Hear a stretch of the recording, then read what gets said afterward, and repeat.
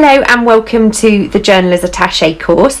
First of all, I want to thank you so much for joining me and working along with me while we make these attaches. Now, I've made several of these attaches, and during the course I may skip between making things for one or the other of them. All of them have exactly the same elements in, so it really isn't going to make any difference. The process and the techniques are exactly the same. I'm just going to move these two aside for a moment. These are the two that we mainly work on during the course. So we make the fabric cover and we make a cardstock cover. I explain how we construct the cover, how we construct the inside, how we decorate the inserts, how to include all of the closure. Now, the course concentrates on the attache case itself and a very simple journal. However, I do run through a few ephemera things as well, and I've included those as the bonus section at the end. What I've also done is included a couple of clips to YouTube videos that I've made that the ephemera may be worth thinking about to include in your attache. All of the measurements are based on the book that I've used. Now, I've made 12. I found it very easy to pick up this size book because the construction of the main attache is a book cover, and I've also made sure that it is a standard book size in the US as well as in the UK, so hopefully you'll have no trouble. I do give you some information in the size guide to explain how you can change the sizes to suit your book if you're not using a book the same size that I am. There obviously is a kit that comes with the course, and I will show you that at the end of this introduction. So any of the materials, any of the tools that you want to swap and use something different, you certainly can. So first of all, a little bit about health and safety. I use Fabri-Tac throughout the construction of these attache cases. Now, Fabri-Tac is quite a strong glue. It does have quite a smell, and I would recommend, if you have asthma, that you use a face mask while you use it, if you choose to use the same glue. And also we do use an awl, so please be careful with your fingers while you're using that. So I'm just going to go through very quickly what we do. So we make the cover. We will also make I give you a couple of options, but we do make a simple journal. It's quite a basic journal, but we do construct that in the course. We make a ephemera folder. Some of the elements I have pre-made, but I do explain how I make the whole item. We make a pouch and a couple of envelopes to go inside the pouch. And using the kit, we also make some, if I can just get them out, we make some tags and ephemera. These are the attache cases that we will be making, and I really do hope you enjoy the course. Now, if you need any additional support, please contact me. There is a download of the materials list and of the size guides. They are both available in Word documents as well as PDF files. The digital kit is available in JPEGs and also downloadable as PDF files. I have included centimeters and inches in the size guide, and obviously they will work perfectly if you are making an attache exactly the same size as the ones that I make in the course. So I think that's all the information I need to give you for now. Let's get started.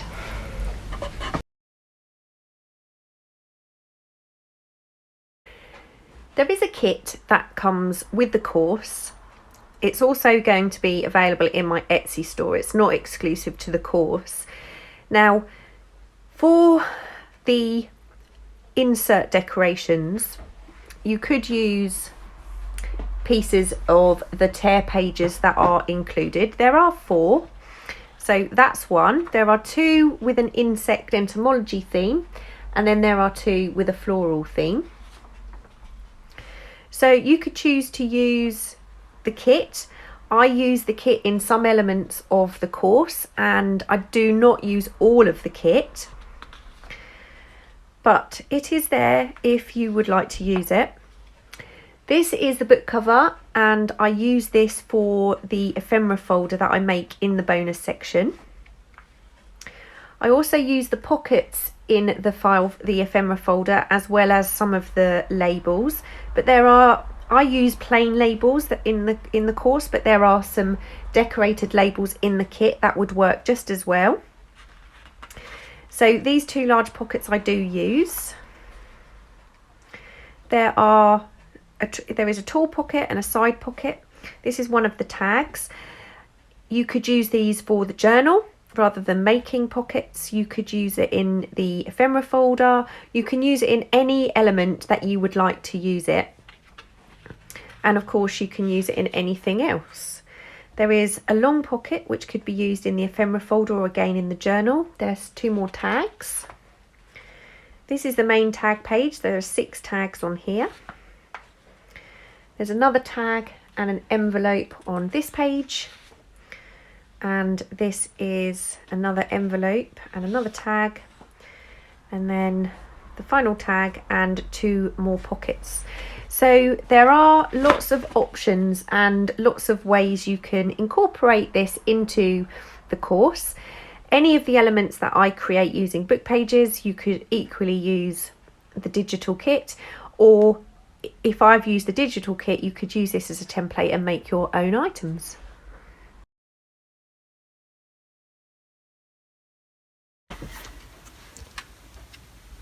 The first thing we need to talk about is the books that we are going to use for the course. Now, these are 3 that I have already made, and as you can see, they are all exactly the same size, but there may be a very slight variation in the size of the spine, but generally these are all exactly the same size book. So these are the types of books I am using and have used. I tend to go for the darker colours cover. I do paint them, but you really want a darker colour or something that's going to match the colour paint you're going to use. Now, as you can see, I know these books have already been gutted, but the books are identical in size. The covers of these are exactly the same. The spines might vary slightly. This one is obviously slightly bigger than this one, and these 2 are pretty much the same. They're about 1.25 inches, these ones. So the size book you are going to need it's a pretty standard book cover, and I have done some research, and it should be a pretty standard book cover size for the hardbacks across the US and the United Kingdom. If you're using centimetres, this book is 24 by 15.5 centimetres. If you're using inches, it's 9.5 by 6 inches. The spines I use are between 3 and 3.5 centimetres, or 1.25 and 1.5 inches. You can vary that, and on this document in the pack there is information on how you can calculate if you're using a different book cover size, but this is the size that I will use in the course, and all of the measurements I give you are for these books. Okay.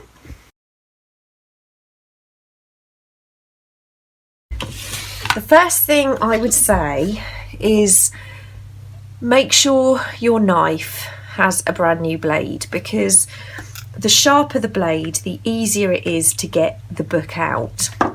Now, I don't do mine through the side first off. I open my book up, get my finger in there, take my knife, and I go through the middle first. Now, you don't want to put your blade too far in because you run the risk of cutting through the spine of your book. I'm just going to make sure the spine is far enough away from the book block. Once you get near the end, you can just straighten that and cut that off. Now, this is where you have to be super careful. I just pull away very slightly from my cover. So as you can see, I've got the book, this half of the book block moved away. I'm not bending the spine at all, I'm just pulling this off, and then as close to the book block as you like. It's safer to be as close to the book block as you can, and then I'll spin that round and do the same process on the other side. I just find it a lot easier to get a neat finish down here and not to ruin my book if I cut the centre of the book block first. As you can see, I've missed some pages here, but that's easily sorted. I'm just going to run my knife down there one more time. In actual fact, I'm just going to tear those out. Now, as you can see, we have a fairly neat gutted book. This can all be re-glued. We will cut the edge off here if we need to, but as you can see, I've got very little overhang. So what I will do, this side we have got an overhang, so I'll just take my scissors. You can always lay this down on a cutting board and trim this with your knife if you prefer. I just think it's safer to use a pair of scissors because you're less likely to cut through the spine of your book. And this will all be covered up on the inside. So that is our book gutted. Now what I will do is, before we start to paint and prepare our cover, I just want to make sure I've got time to give this to dry, so I'm going to run some Fabri-Tac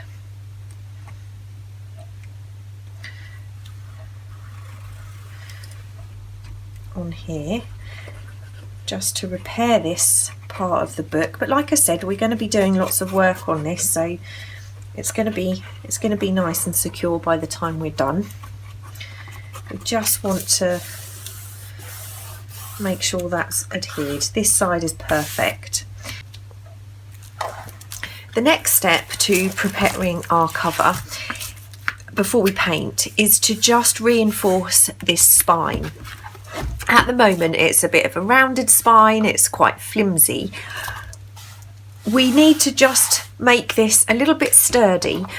I mean, these don't always stand up because once you've got ephemera and things in, they might wobble and fall over, and they are kind of designed to look a bit like a journal itself. So we do just want to flatten this and reinforce it. So I have this grey board or book board that I use for lots and lots of different projects, but you don't have to purchase this. A piece of the back of a sketch pad, this piece is not in perfect condition, but that's fine because this is all going to get covered up. As long as it's sturdy enough, that's all you need.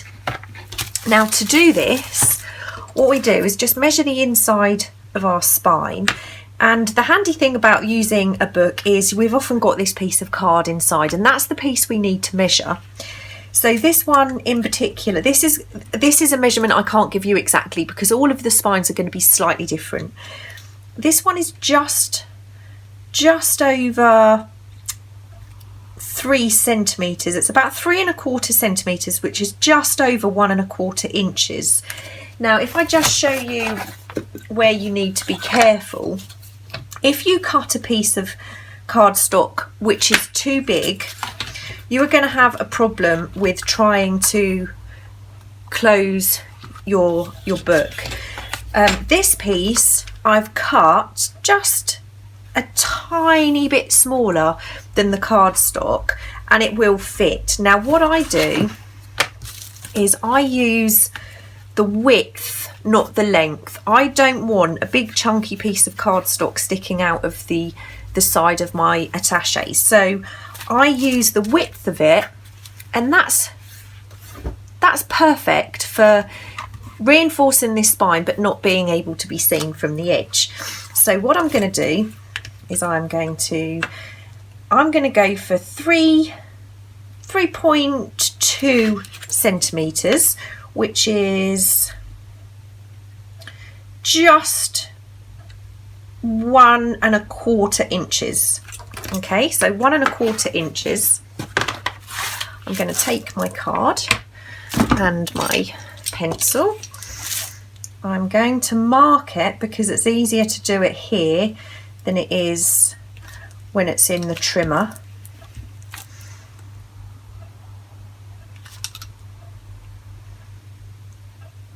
I'm just going to put a little mark there.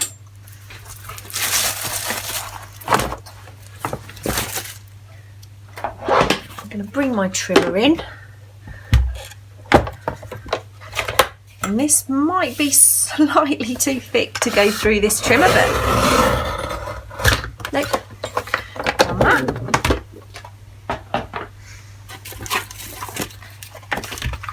And that is fine.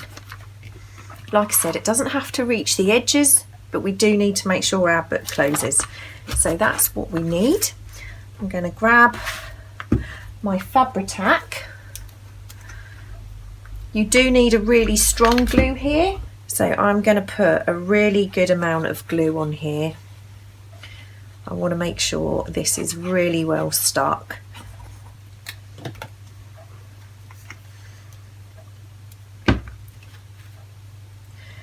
So I pop this into place, hold it down, make sure my book closes, and really hold that down until the glue has caught. Okay, so the next step is going to be to paint our cover. For this next part, we are going to paint our cover.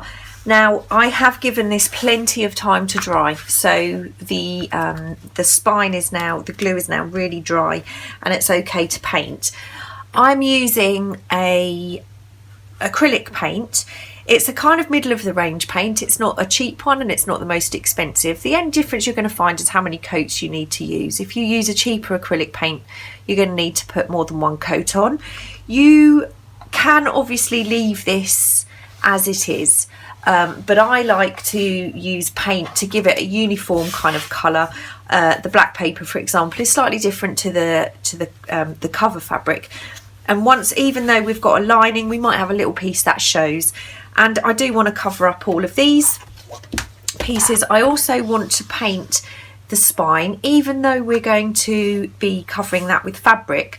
I don't want the chance of this kind of silver showing through the fabric, and you'll be able to see what the book was.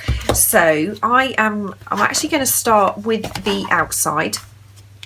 I'm going to just squirt a little bit of acrylic into my tub. Now this particular acrylic is extremely thick. I might find a little bit of water. Just spray a little bit of water in there.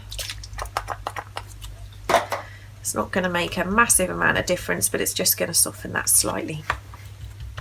Okay, so basically I am just going to paint the edges of this book. I'm not going to leave it playing. I will speed this up so you don't have to watch paint dry, but you will be able to see what I do. And then I do have to wait for this to dry before I turn it over and do the other side.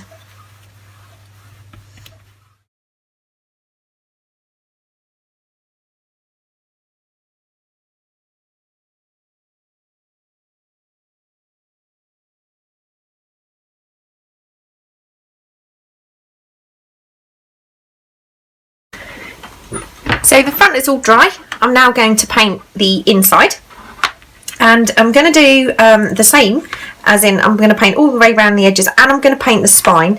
Even though the spine is going to get covered up, it is going to have fabric on the inside, and some of the concertina inserts will actually look all the way down to the base. So what I don't want is this kind of buff colour showing through the fabric, and I'm not sure what fabric I'm going to use as yet. Probably something quite thin like a muslin or a cheesecloth, so I do want to paint this as well.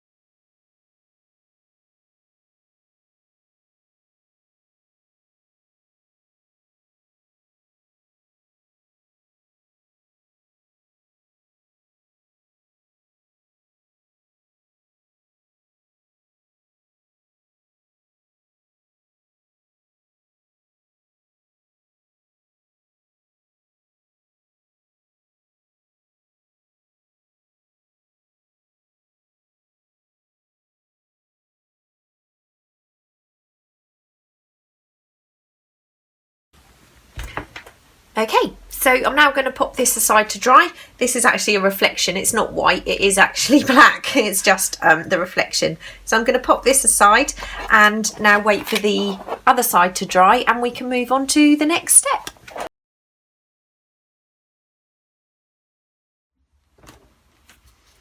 In this section, we're going to make the inserts to go in our attache case, and there are two options. I'll show you both. We're going to start with the simple option. Now, I use a 300 GSM A4 cardstock to make the inserts, and I use a 160 GSM cardstock to make the hinges. And the sizes we will need is 28 by 23 for the 3 inserts, or 11 by 9 if you're using inches. Now, if you're using a different size book cover, so this is an Edith Holden book cover, for example, what you need to do is measure the book and then take 1 centimetre off each direction, or ½ inch. So for example, if your book was 10 inches by 6.5 inches, you would need your inserts when folded to be 9.5 by 6 inches. And if you were using a 25.5 centimetre book by 16.5 centimetre, you would need to cut your inserts when folded to be 24.5 by 15.5. So that's just an example. So what we're going to do is we're going to cut, in the first option, we're going to cut our inserts. And I want 28 centimetres or 11 inches on the long length, and 23 on the width. Okay, so that's our first piece. I'm just going to cut the other two.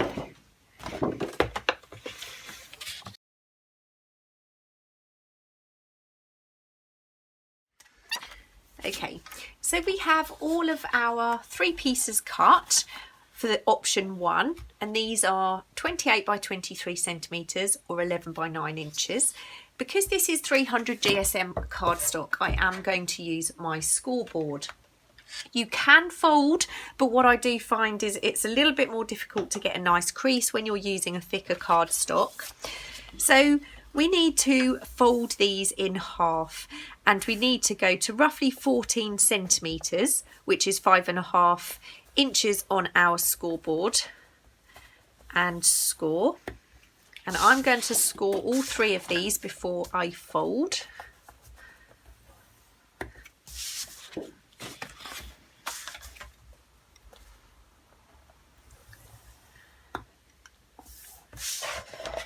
Okay, and I'm going to turn them over to fold them. So this is where we scored, and I'm turning it over to fold it back. I just find it's a need to fold when I turn it over and fold it back on itself. Okay, So that's the first part. We have our little folders, and that's the first option. So now we need to move on to the hinges, and we actually need 10 of them, not 12 of them. And we need to have them 13 centimetres by 6.5 centimetres or 5 inches by 2.5 inches. So I'm just going to grab my cutting board. You can cut your hinges out of 2 pieces of A4 cardstock, and this is the 160 GSM cardstock. So what I'm going to do is I'm going to cut them lengthways to start with at 13 centimetres or 5 inches.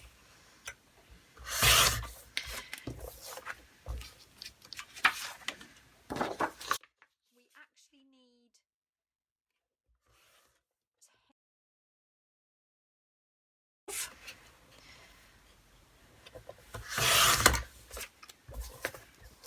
and then I'm going to cut them at 6.5 centimetres or 2.5 inches.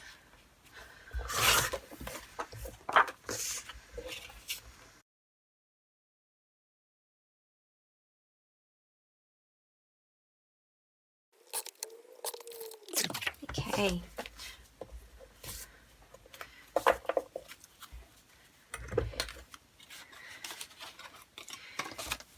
So we now have our 10 hinges, and what we need to do is fold these correctly so we can use them into our inserts. Now, you can use a scoreboard for this if you want to, but I find it's much more accurate to fold these by hand. It is worth taking your time, because the more accurate you are with your hinges, the better your inserts are going to hang inside of your attache. So what we do is fold this in half, and like I said, it's better to take a little bit of time over this to get it right. So we're going to fold it in half like that. So we have our V, and then we fold each edge back up on itself.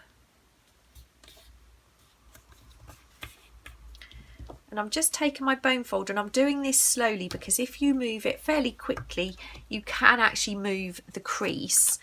And I'm going to do the other side.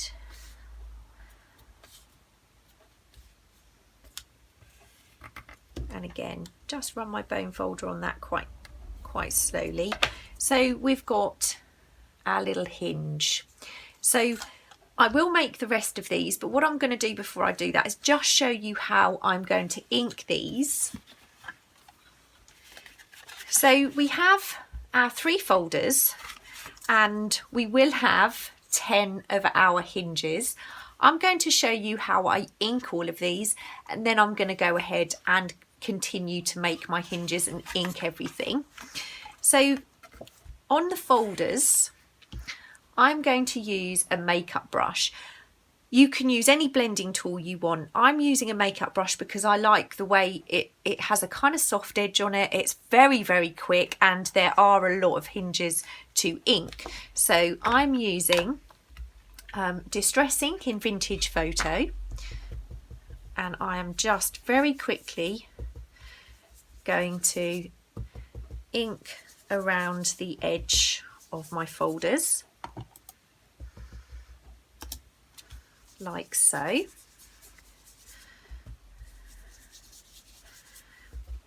And like I said, it's quite soft, it's not a...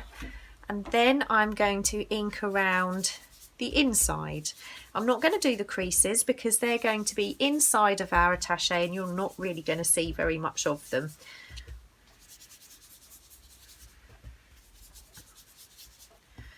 Okay, so that is how I ink the folders, just around the outside, on the outside and the inside. Don't worry about the creases. And with the hinges, I'm still using my brush. I'm just going to ink the top on both sides and the bottom on both sides, and obviously it doesn't matter which way is the top and the bottom. And with the 2 peaks at the top, I'm just going to ink those 2 peaks because these are the peaks that are going to be seen. Okay, so I'm going to carry on and make the other 9 of my hinges, and ink all of my folders, and I will be back to show you how we're going to put them all together. If you don't have A3 cardstock big enough to make your folder insert, you can create it using 2 pieces of A4. So what we're going to do is this first figure here, we're going to half it. So it would be 14 centimetres by 23 or 5.5 inches by 9 inches. So I'm going to take my first piece of cardstock and I'm going to cut it 23 centimetres by 14 centimetres. That's 5.5 inches by 9 inches. And the second piece.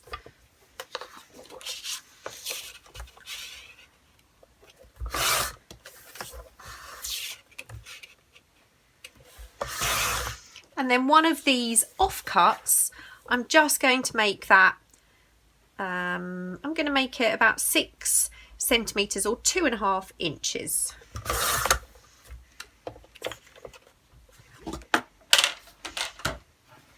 So I'm just going to fold this piece in half, and again you can use your scoreboard if you want to because it's a little bit thicker. I'm going to open that out, take my Fabri-Tac. You don't have to use Fabri-Tac, you can use any strong glue that you are confident in using.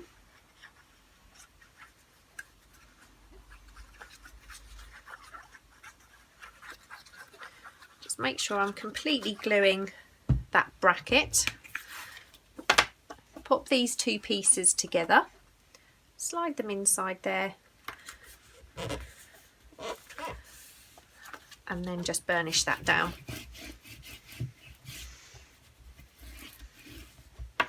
So there we have our folder, just like we do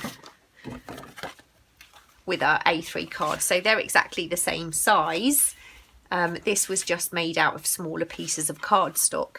Now, obviously the third option is you could create these folders using a paper pad of your choice. If it's a cardstock, you can use a pattern.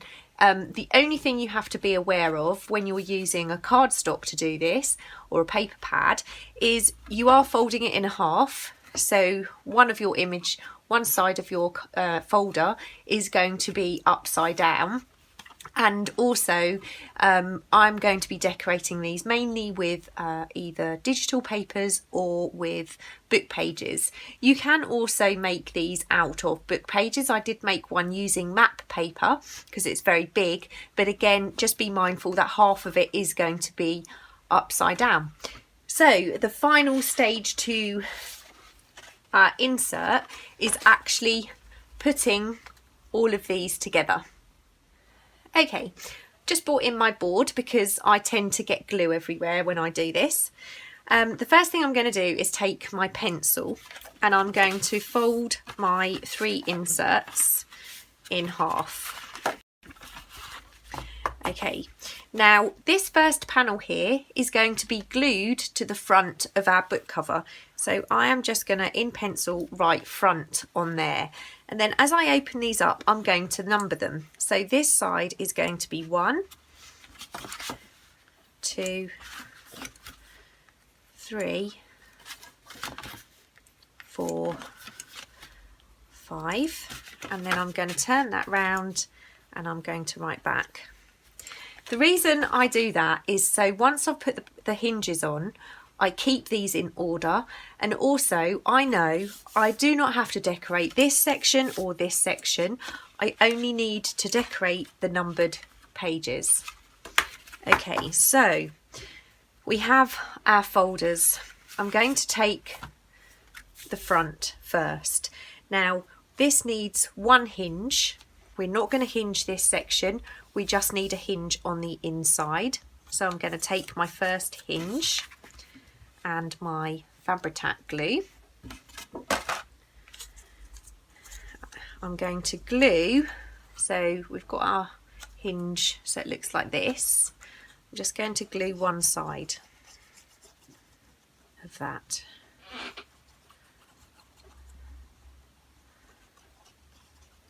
Now I am also sewing my hinges. You don't have to. So with our hinge this way, we want the two peaks on the outside. I'm going to line this up to the top and the edge of my folder. And I want a nice, neat, flush edge along here and along the top. Once I've got that, I'm just going to burnish that down. So we now take our second hinge, and again the peaks are going to be on the outside, the two peaks. So I now need to glue this side.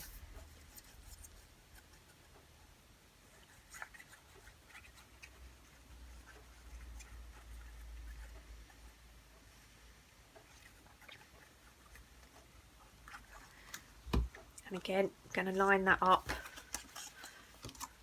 on the top and the outside.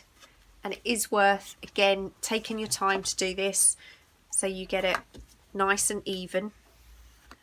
And I'm going to burnish that down. So that's nice and neat along this edge and also along the top. So that is our first two hinges in place. And that goes on to number 1, because what we need to do is decorate this panel and do our stitching. So that I'm now going to turn upside down and pop over there, and I'm going to bring in number 2. Now for this particular section, this is the middle folder. We need to put brackets on the front as well as on the inside. So I'm going to glue again. There are my two peaks. I'm gluing here. I am going to show you all of this just so it's clear. I'm not going to speed this section up so you can follow along. So lining that up on the outside and then just burnishing that down. I've got a little bit of glue here, but that's not a problem because that's going to be covered.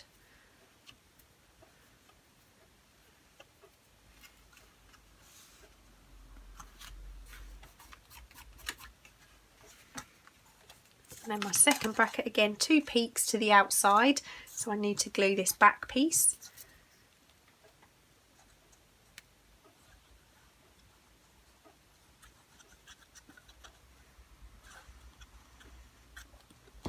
And I'm going to line this up.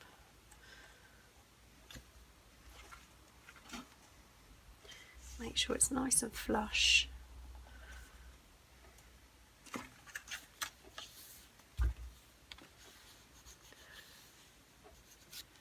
Burnish that down.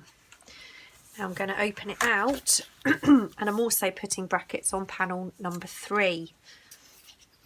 So again, glue that outside piece.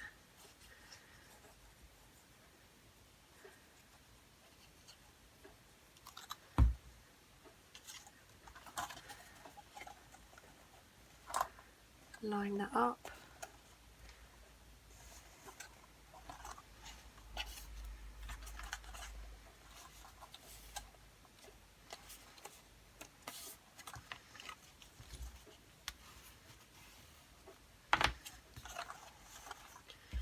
And again this side.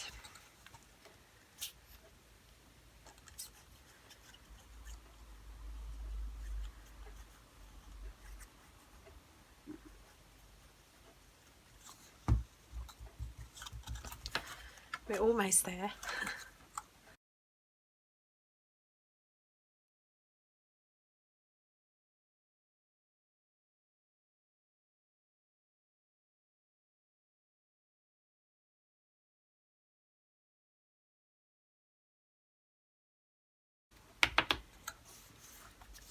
It's worth taking your time over this because the neater you get your inserts, your hinges, the better they will hang when we put this together. So that is now number 2, and you can see how this is going to attach to this one. So we put that aside. And now we're going to do the same on this one as we did on the previous panel. So glue here.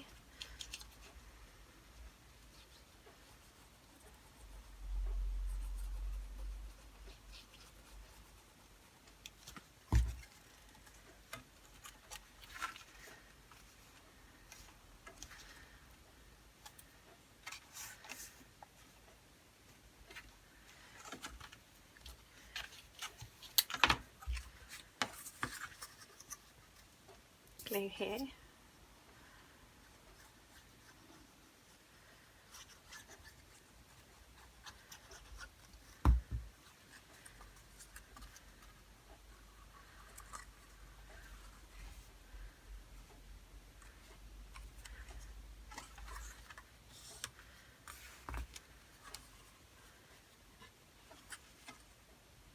I do have a little bit of wiggle room with the Fabri-Tac.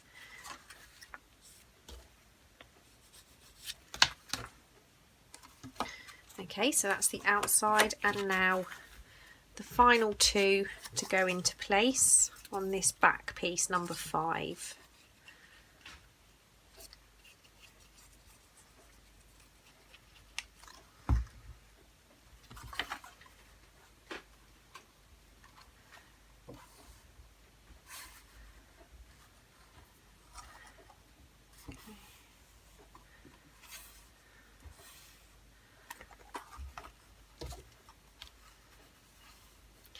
Last one.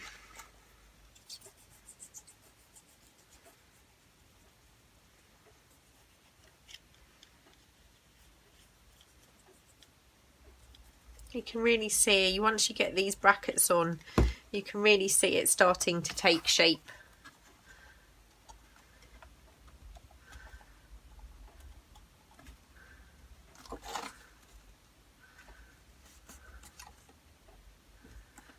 Just using my finger to butt that hinge up against the edge.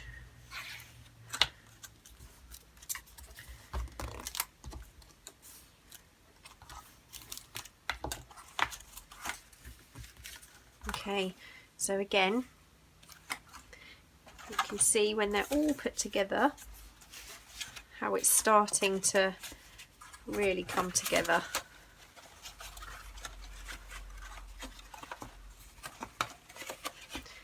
So we are getting there, and it's going to obviously give us lots of stretchy room to fill with our beautiful goodies.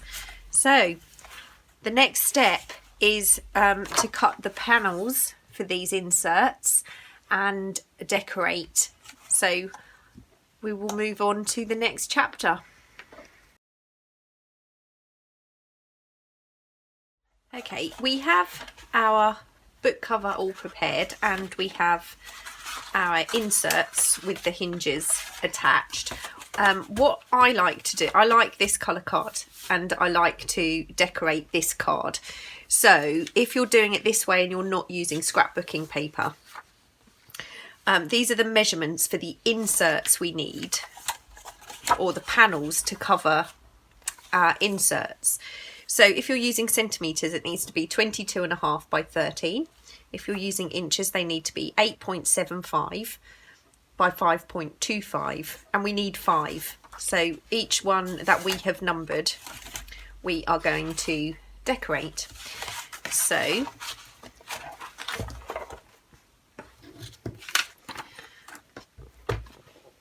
going to bring in my cutter. Now I've decided, I'm making several during this course, so I might switch between the ones that I'm making, and at the end I'm going to show you all the options to show you what I've done.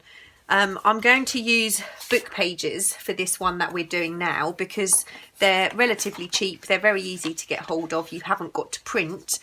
You can of course use the kit and print 5 pages of those if you would like to, and you can also use smaller cuts of scrapbooking paper, of course, if you want to do that. The options are endless, and it's entirely up to you what you do. So what I'm going to do is, I'm just, because the book pages are not wide enough, I'm going to use the length, and because of the pattern on this particular book, it's fine for me to do that. But what I'm going to do is I'm just going to cut off that top section so there's no kind of white at the top of our folders, and I'm going to decide which way round I'd like to do this.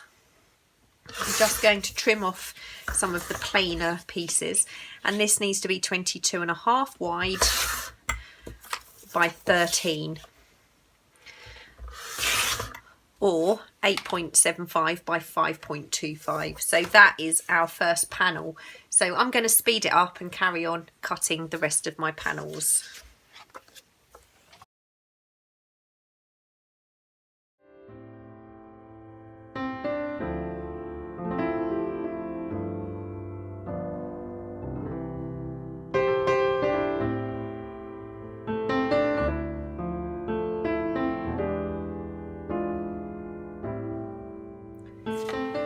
So our panels are all cut to the right size, and I'm just going to make sure mine are all facing the same way when I put them into my attache. The first thing I need to do is just ink these. So I'm just going to ink round them. I'm going to use my trusty makeup brush and my vintage photo, and I'm not going to make you watch all of this. I will speed this up too.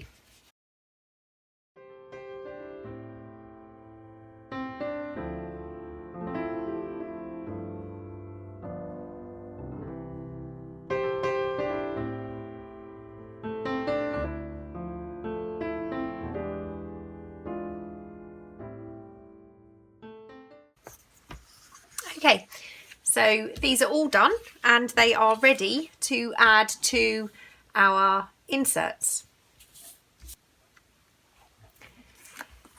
These are the 5 panels, and here are our inserts. So I'm just going to pop that aside.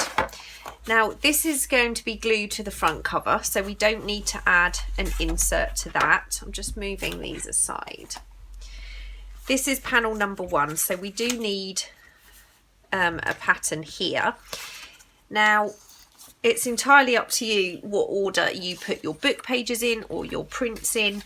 I've chosen some fairly neutral colours for this because I don't know exactly how I'm going to decorate each one as yet. So I'm going to put this one on the front. Now what I do is I add my glue and line the top of the page up to the top of the folder, the insert, and I am going to sew, but they absolutely don't need to be sewn if you don't want to. So again, I'm going to grab my Fabri-Tac and I'm going to put glue all the way around the edge.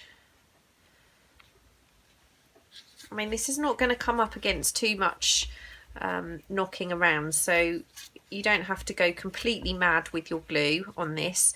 I'm also going to sew mine, so that's also going to secure it a little bit more. And I'm just going to line that up, press that down.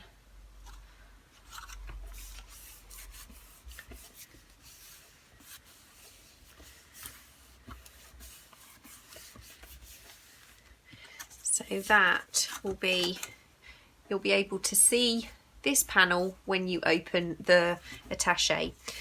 Okay, so that's number 1.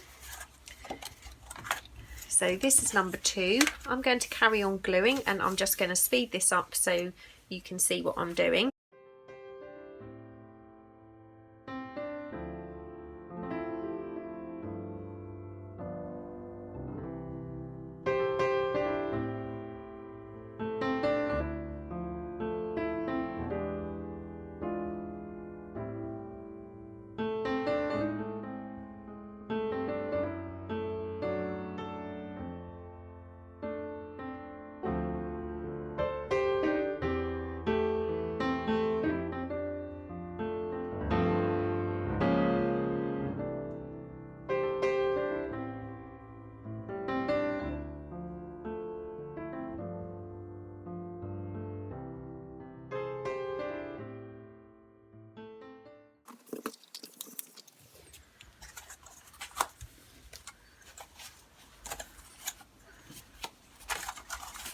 Okay, so you can now see that you'll be able to see these beautiful pages when we open our attache.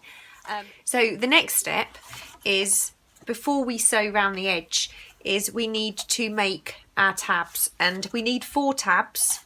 1, 2, 3, 4, because we don't want one on the back panel or on the front.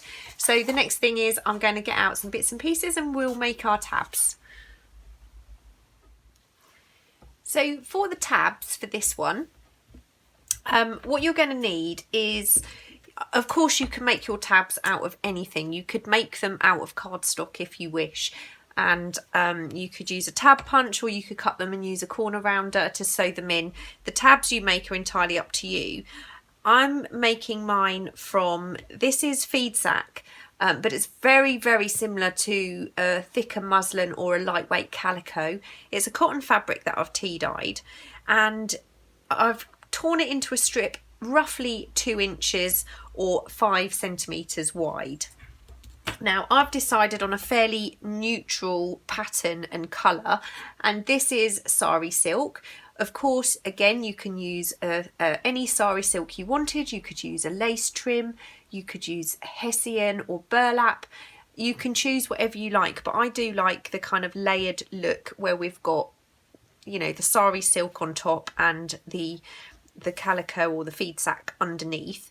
Now each tab needs to be roughly 2.5 inches or 6 centimetres wide, give or take, because we fold it in half and it will go over the front and the back of the insert, and then we will sew them on. So what I'm doing is I'm just going to roughly measure out about 12 inches. I'm going to give myself a little overlap, 12 inches or 30 centimetres. I'm just going to cut that a little bit longer than I need. And I'm going to do the same with this. Okay, that end is a little bit creased and that end has the raw edge. So I'm going to put the 2 good ends together. Just make sure that's going to fit. Now, if you're a bit concerned about putting this through your sewing machine straight off, what you can do is run a very small bead of glue down the centre of your fabric. Now, the only thing you do have to remember is the thinner fabrics, the glue will actually show through. Now, I'm not too concerned because I'm going to do a zigzag stitch, and I haven't really put a lot of glue down. You could add a gather if you wanted to, if you wanted it to be a little bit more decorative. The only thing is, it is obviously going to be more bulky also. I'm quite happy with that. I'm going to cut off that fabric raw edge. Now, this is going to take a minute to dry, but what I'm going to do, I'm not going to film this part of the sewing. I'm just going to run a zigzag stitch all the way down the centre of this piece. I'm going to do that off camera, so I will be right back. Okay, so that's our piece just sewn down the centre. I'm now going to add this to our inserts. So I've got my inserts. I've just grabbed 4 clips, and I'm going to use these to kind of decide where I'm going to put my tabs. The good thing about using these first is you can move them around to make sure you're kind of happy with your layout.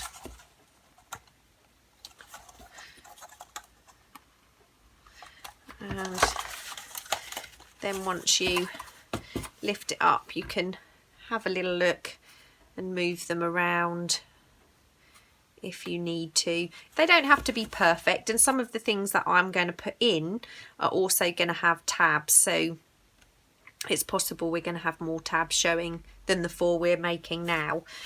Yep, I'm quite happy with that. So this is the piece I've just run the stitch down to create the tabs, and I want them roughly 2.5 inches. So I'm just going to use my ruler and roughly cut the first tab and then I'm going to lay this one on top to cut the next one.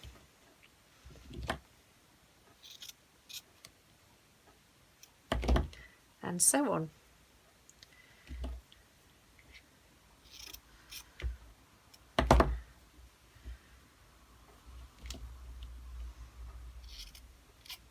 Okay, so we have our 4 tabs. Just going to move those over there.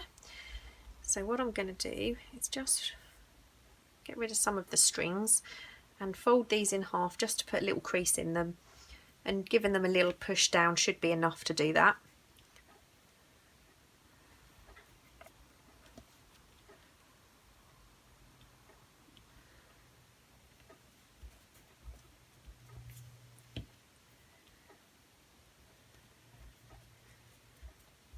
Okay, so nice and easy. I'm going to bring in my first insert. So that's the front. This will be the first panel. I have actually glued these incorrectly on a previous one of the trial versions I did before I started to film the course. So I'm going to open this up, and I'm just going to put, it's not particularly easy gluing this thin fabric because it does tend to move with your glue. Okay, that should be enough. Line it up with my clip, and then what I do is just lay that down, and I want about 1/2 inch or so showing, and it's just a little bit tricky getting this correct, but like I said, with this thinner fabric. And then I'm just going to push that down, and then when that closes up we'll have a little bit hanging over the top. Now I'm just going to leave that one to the side so I can see how high it is, and bring in my second insert, and I'm going to do the same again. I'm going to open this up, add a small amount of glue. I mean, these are going to be, if you're not sewing, then you want to do a very good job on this, but if you are sewing, we don't need a huge amount of glue. So again, I'm just lining up my clip, putting that down and folding that over.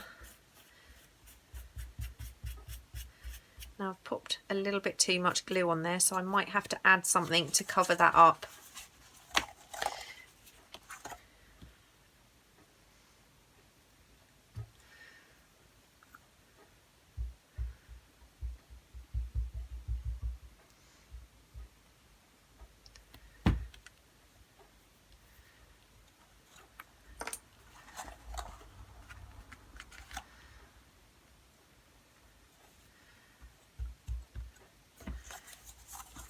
Okay, so that's those two.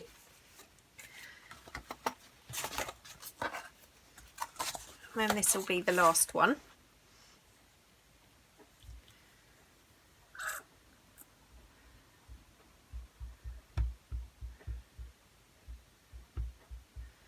I mean, you could use a thicker fabric. It will certainly be easier to glue. Lining it up. Best laid plans. Just popping that down. Okay, so let's just pop these on and have a look. They are pretty even. That's not bad. They actually grow slightly towards the back, but that one I can probably still move very slightly.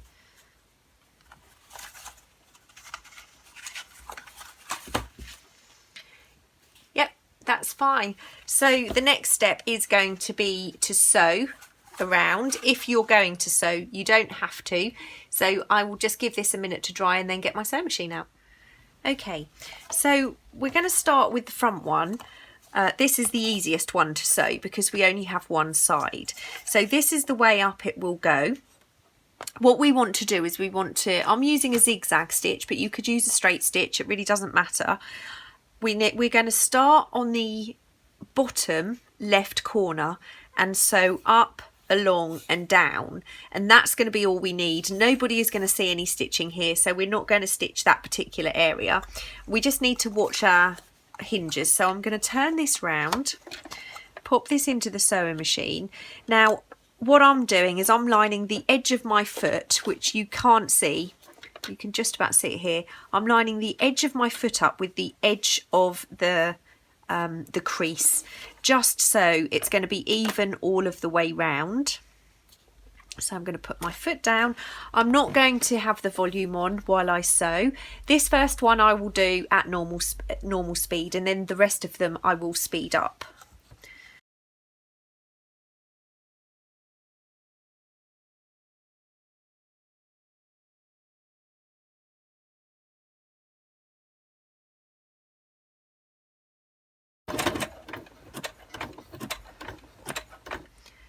So I'm stopping at the edge to spin my insert around. Now, if the edge of my foot is now not lined up with the edge of my page, what I do is I release the needle, lift the needle up, I lift the foot very slightly and just wiggle my insert over, put the foot back down, and then put the needle back in, and I should be good to go and get a nice even stitch along here.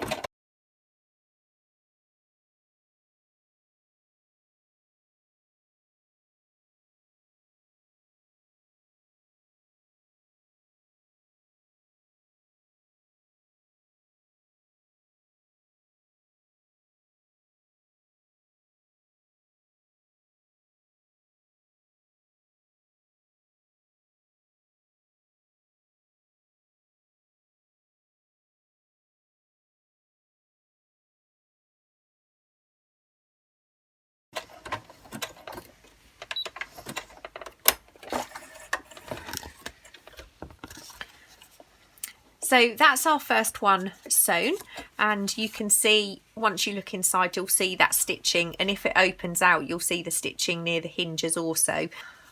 I'm going to try and change the angle of the camera so you can see the sewing a little bit clearer on the other pieces.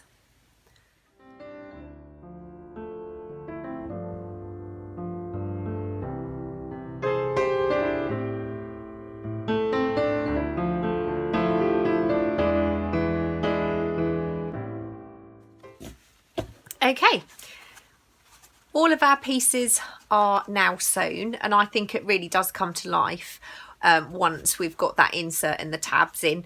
Obviously you don't have to sew, it looks just as good without the sewing. I just like the look that it gives me. So the next step is gluing these together to make our final insert piece. Now I'm going to use my Fabri-Tac. I always start from the back because this is only a single one. It's the easiest one to glue last. So I'm going to move these pieces out of the way and start with this piece. So this is the back. As you can see, I had some issues with my sewing machine towards the end. This is the back. So I'm going to open up this back panel, and these are the first hinges we are going to glue down. It is not as difficult as you think. You just need to take your time and kind of, you know, just work with it. Just grab that piece of cotton off my glue.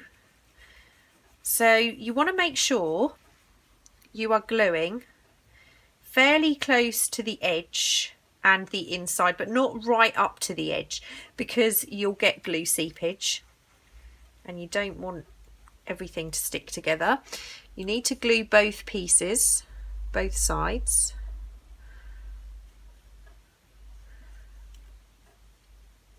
Now I'm using Fabri-Tac. I know it's going to hold up because this particular section obviously is not being sewn.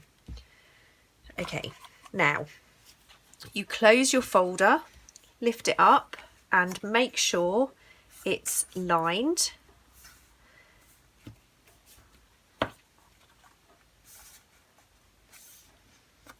At the top and at the edge. Once you're happy, just give that a really good press down. But gluing these individual ones are reasonably easy to do. And as you can see, that's now stuck. It's nicely lined up. It does not have to be 100% perfect, but the better you can get it, the better it will hang once it's in your book. Okay, so that's the first one. Now I am doing the next panel. So this is the middle of the 3 inserts, and again I'm going to do these hinges here. Exactly the same method. So we'll end up with 3 individual inserts that are glued, kind of closed.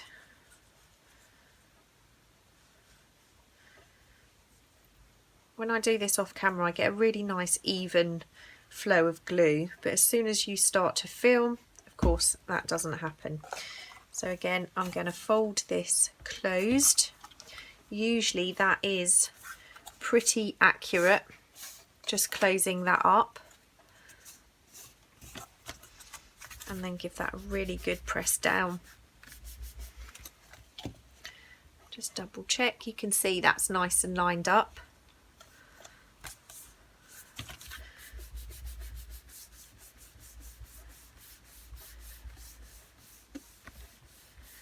Okay, so that one's done. And then this third one, which is the front. So this is the front that will attach to our book. And exactly the same process for this. I made a few of these trial versions. I think I had 4 in the end, and this is definitely the easiest way to create this.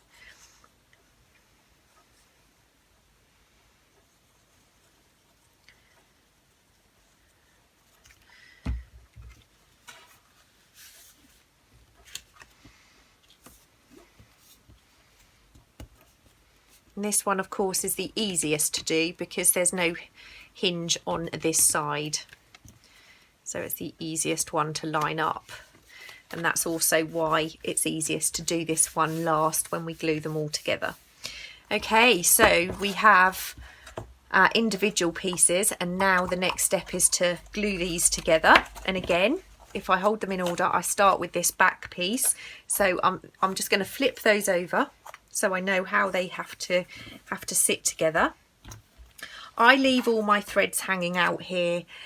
You can go ahead and cut those off if they are in your way or if you don't like them. It's a personal choice. So again, it's a very similar process. We glue the hinge.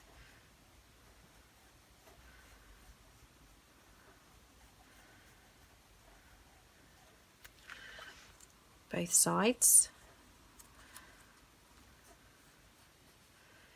You could probably get away with a really decent double-sided tape, but with a double-sided tape you have no wiggle room. You don't have the opportunity to move it around. Okay, so now this is where I would normally bring my head in, which I'm going to try and avoid. I'm going to line those up.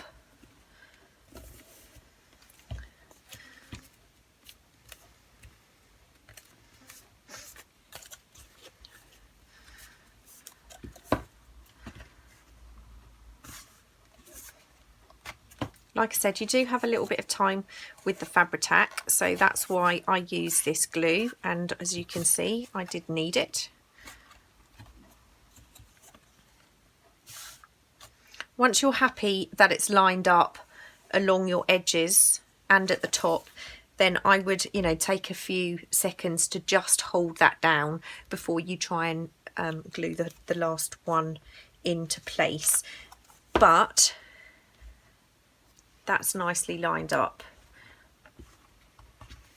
Got a little bit of glue seepage there, but that's not bad at all, as you can see at the sides.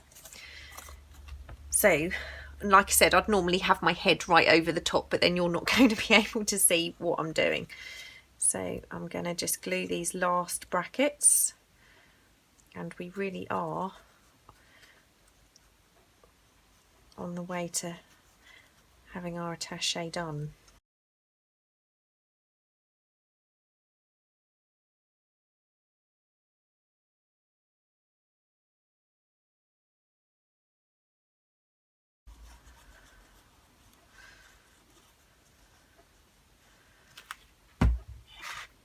Okay, so last one. Okay, you may have noticed that I did actually glue that on incorrectly. So I have very carefully taken that off and re-glued it, because the one thing that you do need to be careful of is that you have the front forward, and you can see here where I glued it incorrectly. That's okay, because this particular panel is going to be glued to the front of the book, so it's not going to be seen. But it just goes to show it's very, very easy to do. Okay, but that is now our insert all ready for us. And as you can see, these three panels here, or inserts, are going to be slightly shorter, because these second and this panel will go right down to the bottom, so you can actually put something a little bit longer into that section. So the next thing we're going to do is prepare our book to take the insert. Now this is very straightforward. I have a piece of muslin or calico, or you could use any kind of patterned fabric if you'd prefer, and I've just cut it so it's about 1/2 inch or 1 centimetre roughly bigger than the spine, give or take, maybe a little bit more, maybe 3/4 inch to 1.5 centimetres.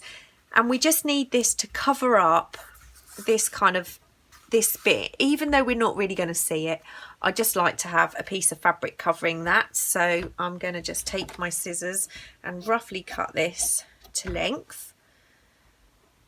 I mean, if we want a measurement, this piece of fabric is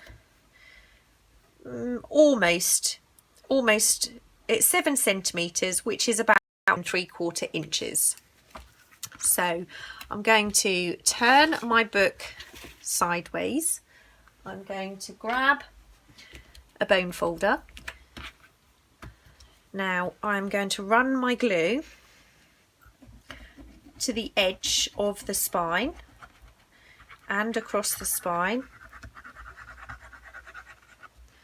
and again there, and I'm going to run it into that crease just a little bit,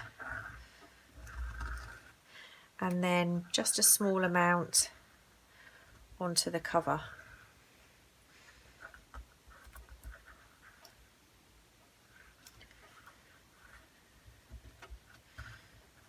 Okay.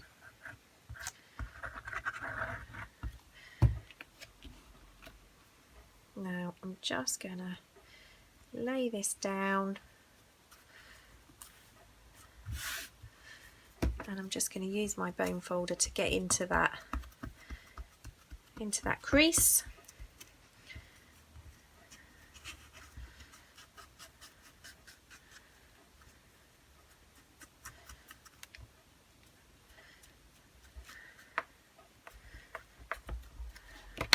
Just need to make sure the book closes okay, even though we've got that fabric in there. That usually just helps to crease that up a little bit more.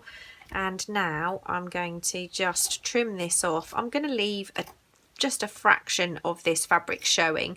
Now, one thing that will happen is it will wrinkle once we have our insert in and we close the book, but we're also going to have fabric on the outside of the spine, and the crease doesn't bother me.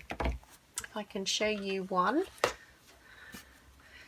So you're going to have maybe a little bit of a crease in your fabric, like so.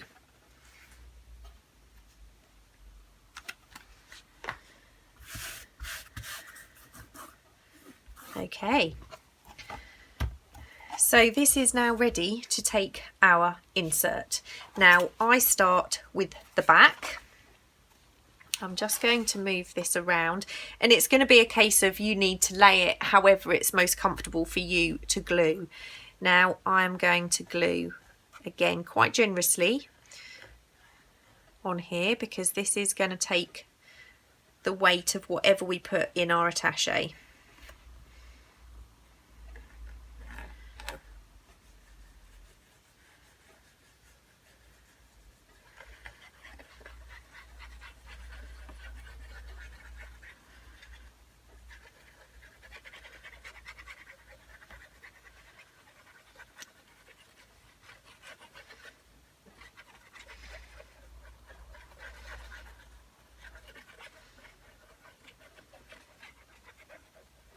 Now I will be moving this around, but what I'm going to do is I'm going to lay this down and try and line up. Actually, I will move it just so you can see. I'm lining the edge of this up with the paper insert that was inside of the book cover. Okay, so that's what I'm lining up. So now you can see, you can't see any of that paper insert along the top. There is a little bit showing here, and that's because this insert is not as wide as that paper. Now, what I do is, you don't want to go inside the first section, but inside the second section, it comes right out the other side. So this is where you can pop your hands in to really push this into place. Make sure you've got that well and truly glued to your book cover.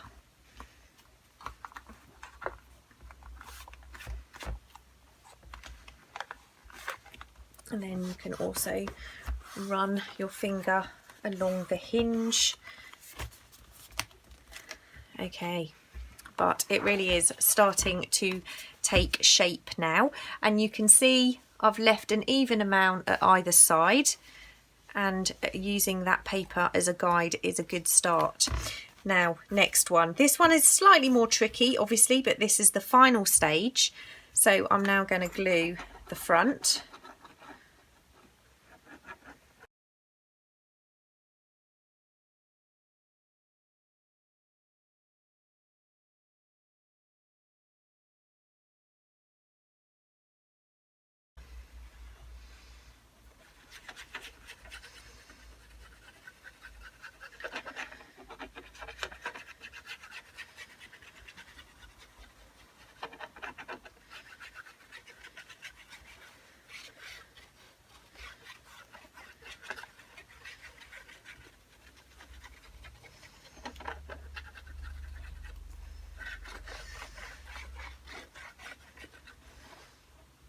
Okay, so what I'm going to do is I am going to lift my book. Actually, I'm going to turn it round because I want you to be able to see.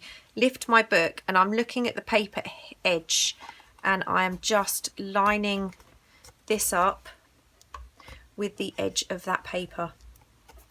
And it is difficult to see on camera because it's all painted black.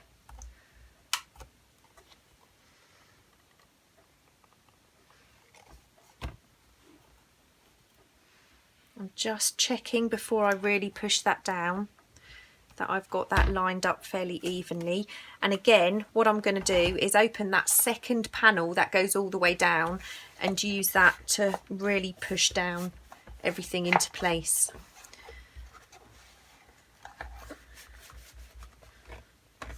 And again, just down the inside of that hinge to push it down into place. And that is now pretty much done. Okay, so this is now all glued into place. It's nice and even all the way around. I do have a little bit of glue that I need to remove, but that's fine. I'm going to wait for this to dry first. You can now see how it takes shape. We've got the front panel, the middle panel, and the back panel, which don't go down quite as far, but we have two panels that can take a little bit of a larger item because it will go straight down to the spine. The next step is to add the fabric on the spine, the front panel and the back panel, which will obviously come over and form our closure. So, you know, the hard bit is done. So let's move on.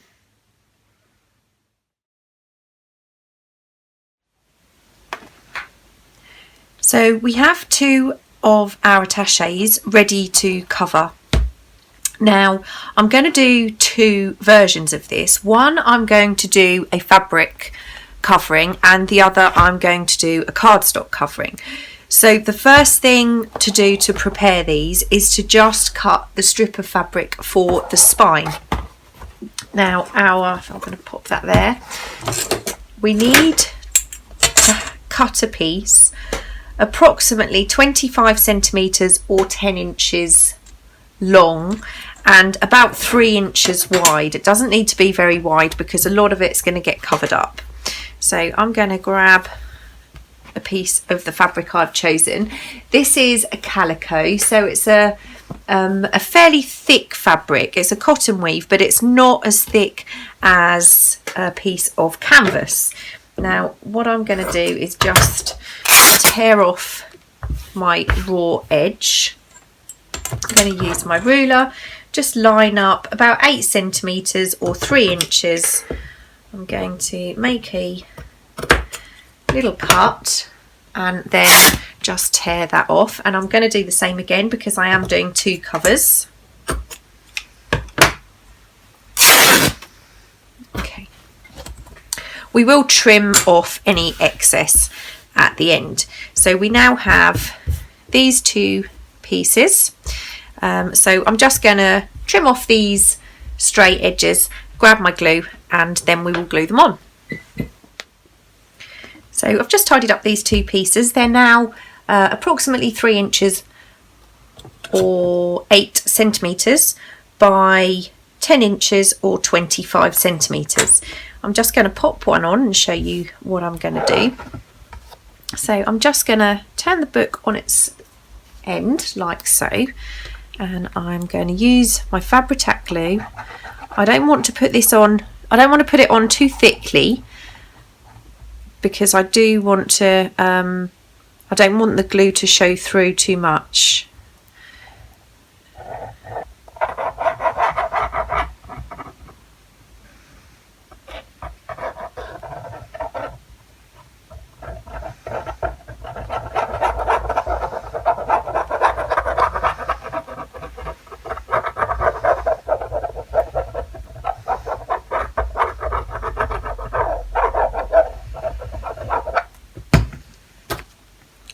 Just going to grab an odd piece of fabric and just run that very quickly down there. Just want to remove some of that extra glue, and I'm going to lay this down. I want a little overlap, a little overhang at either end, and just lining that up. It doesn't have to be perfect because we are going to be covering the front panel and the back panel. So just make sure that's nicely glued down. Now you can see a tiny bit of ink come through there. That's fine. That will kind of get covered up when we ink.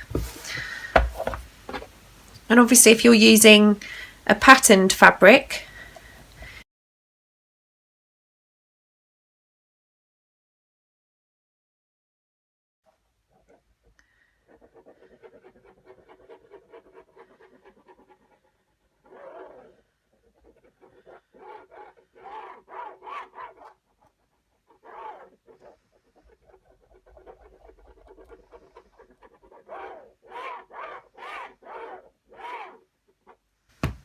okay, just going to grab my piece again and just run that along there.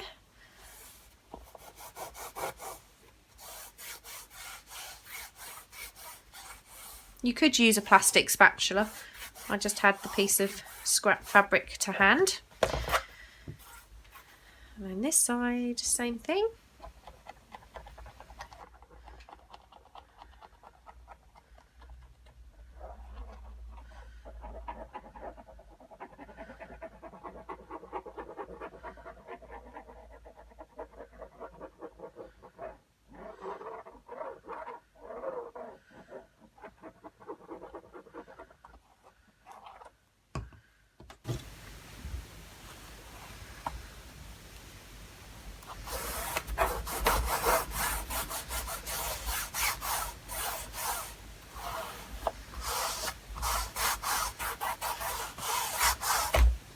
Okay, so now what I'm going to do is I'm going to trim a little bit more closely to the cover, and that's when I'm going to kind of rough those last little pieces of the edges up.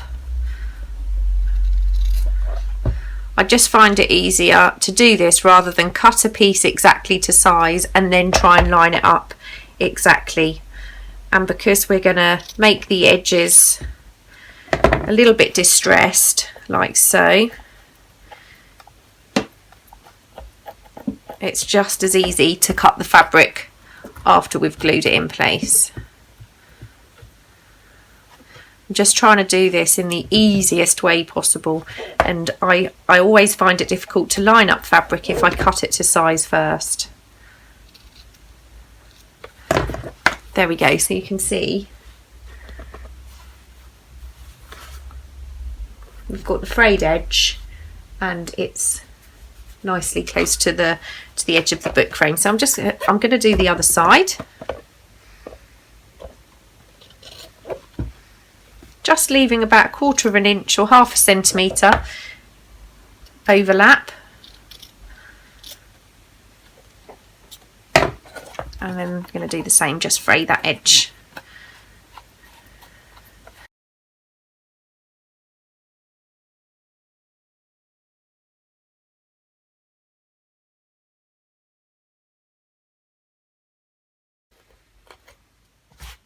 Okay, so I've just frayed that edge there, and that's the first one done. So I will do the second one, and then I will be back to show you how we make the panels for the front and the back.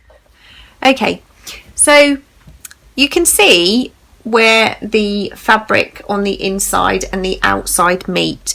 If you wish, what you can do is take your Fabri-Tac, just push that inside fabric down very slightly and run a very small bead of glue just along the edge of that book cover, and just pinch those two pieces of fabric together.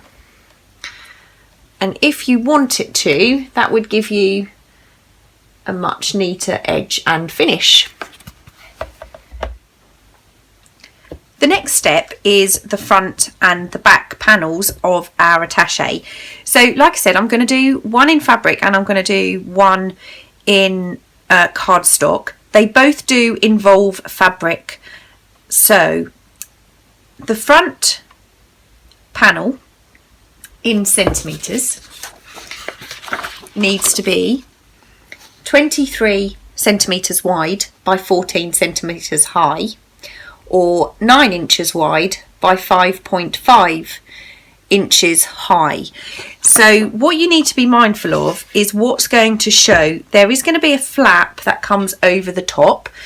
So I'm going to use this one for my front panel, and I'm going to try and keep as much of the butterflies in as I can. So it needs to be 14 centimetres or 5.5 inches. So I'm going to line that up. I'm going to lose part of my butterfly. So what I'm going to do is I'm going to move that down and going to cut across the butterfly. And then I'm going to cut it to the 14 centimetres or 5.5 inches. So as you can see on this particular cardstock, I've now got my pattern in, which is great. I'm also going to cut that end piece off because I would like to get as much of the floral in as I can. So this needs to be 23 centimetres wide or 9 inches.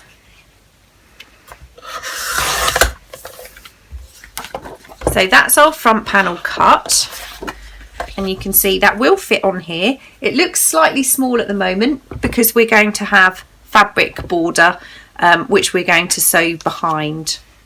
So that's the front. The back panel, I'm going to use this cardstock so it will show on the outside, and this is what will show on the inside. So, and then this will fold over, and this is what will show when it's shut. So this panel needs to be 23 centimetres wide by 26 or 9 inches wide by 10.25. So I'm going to cut it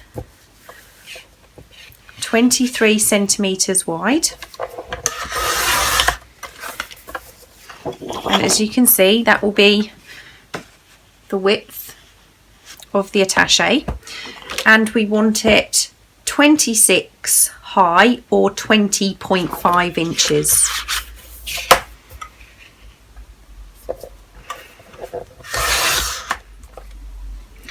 So we've got our two pieces. First thing I'm going to do is round the edges. Now you can just use a corner chomper if you like. I like to have a bit of a more rounded corner on mine. I'm going to do it on the light side, but I am going to be able to rub this out. Now I'm taking my roll of sellotape and lining it up with the top and the side, hopefully, and I'm just going to do that edge.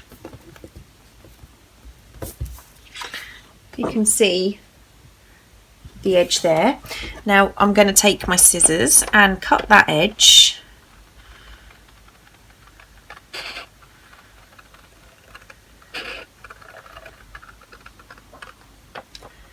Now, so I get both edges exactly the same, and I can't guarantee I would put my sellotape in the same place twice, I'm going to use the corner that I cut off, hold that in place, and I'm just going to use my pencil again to draw that curve. And now they should be fairly even, so I'm going to cut that out.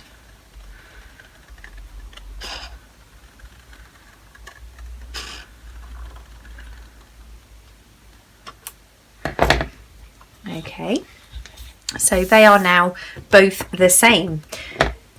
This needs to be inked, so I'm just going to bring in my mat. So again, I'm using my Vintage Photo Distress ink. I will speed this up while I ink the edges of this.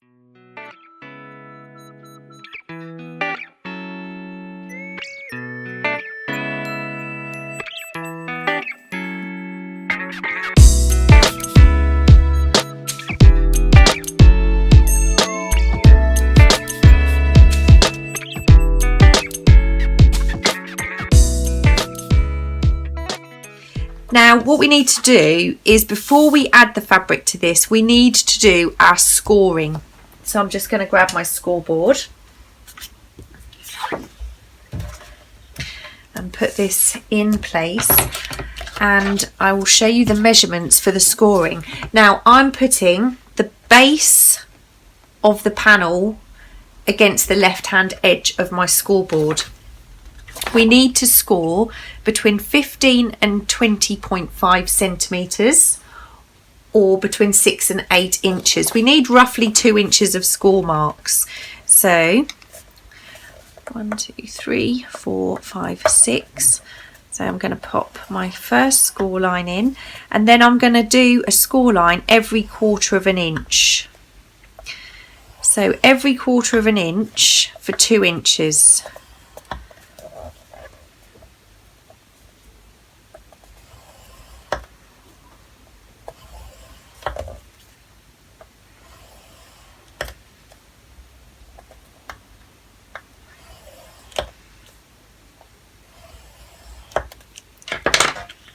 Okay, can you just about make out those lines? And on the other side it will look like that. So you want to score with the piece you are going to cover with fabric facing up, and then you get those nice ridges on the other side. Okay. So now we're going to add our glue and then our fabric. I'm using a piece of calico again. It's not completely flat, but that's fine. I actually quite like it when it's not perfectly flat. Plus the glue will kind of pull that out slightly. Now, again, I find it easier to glue and then trim rather than cut a piece of fabric to size and then try to make them fit afterwards. So I'm going to glue all the way around the inside of this. I'm not going to go mad with the glue because I am sewing. If you're not sewing, you probably need to do a much better job with your glue.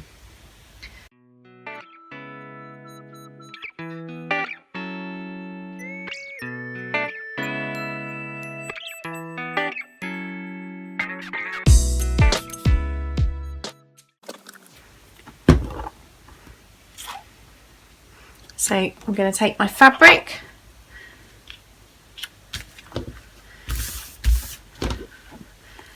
add it, and then smooth that out.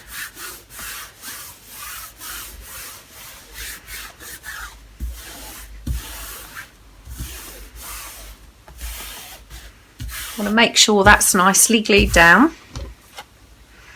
and then I'm going to turn it over, take my scissors, and I'm going to give about 1/4 inch, 1/2 centimetre, and trim around the edge. Now if you're not sure about your cutting, you could always use a metal ruler and a rotary blade to trim it, but I prefer to just go round the edge myself.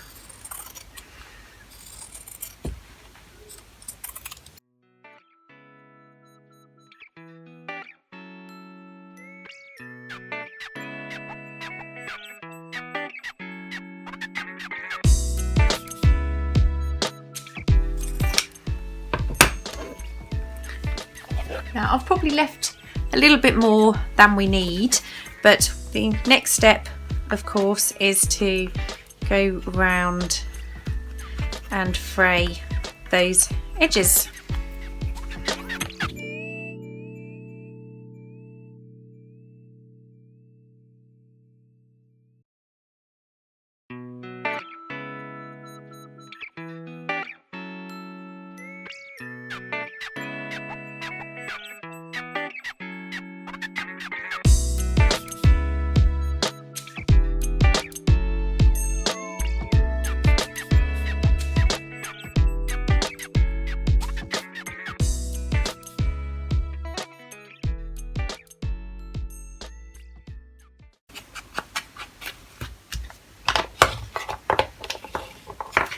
So that's all inked, frayed to give that tatty edge.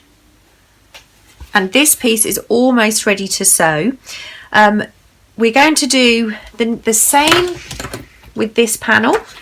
So I'm going to go ahead and do that. I will add some music and speed it up as I do so.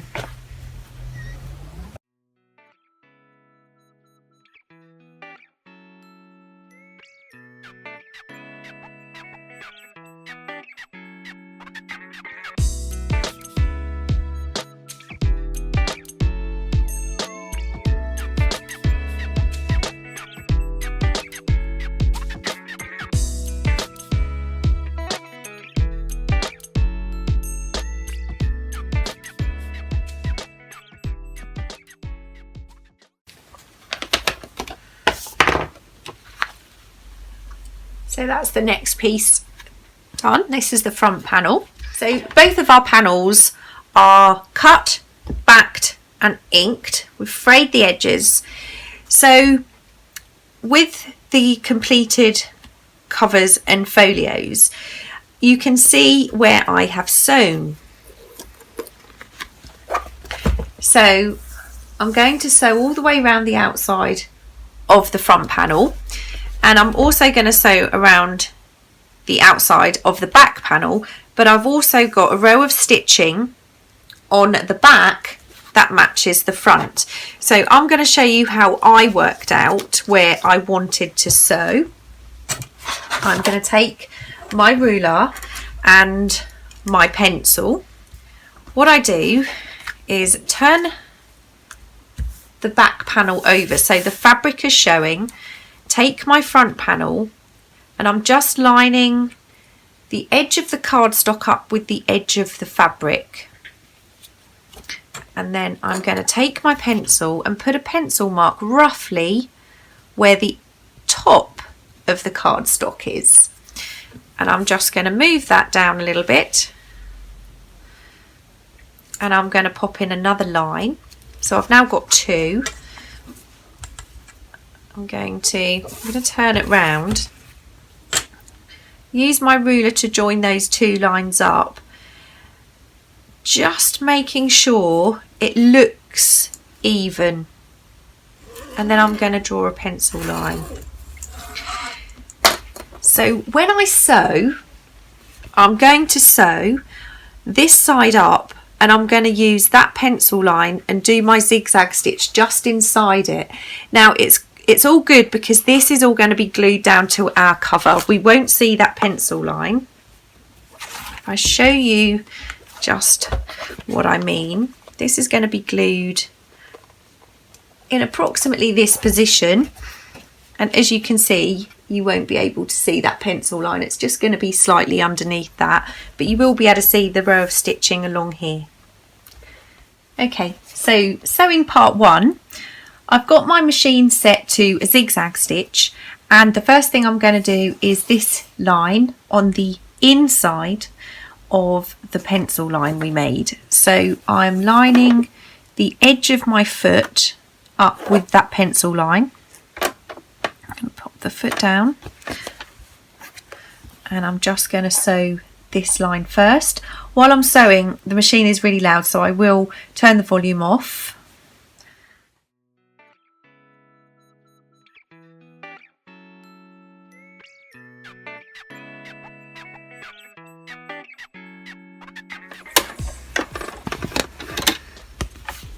So as you can see, we've got our zigzag stitch on the inside of our line, so that's going to show on the back cover.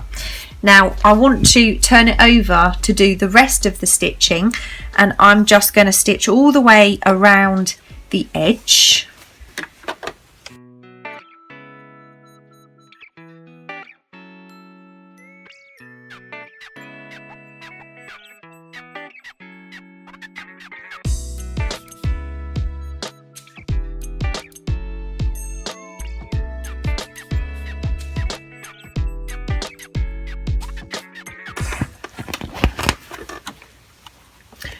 So that's the outside, the back panel, and I'm going to do the same around the front panel.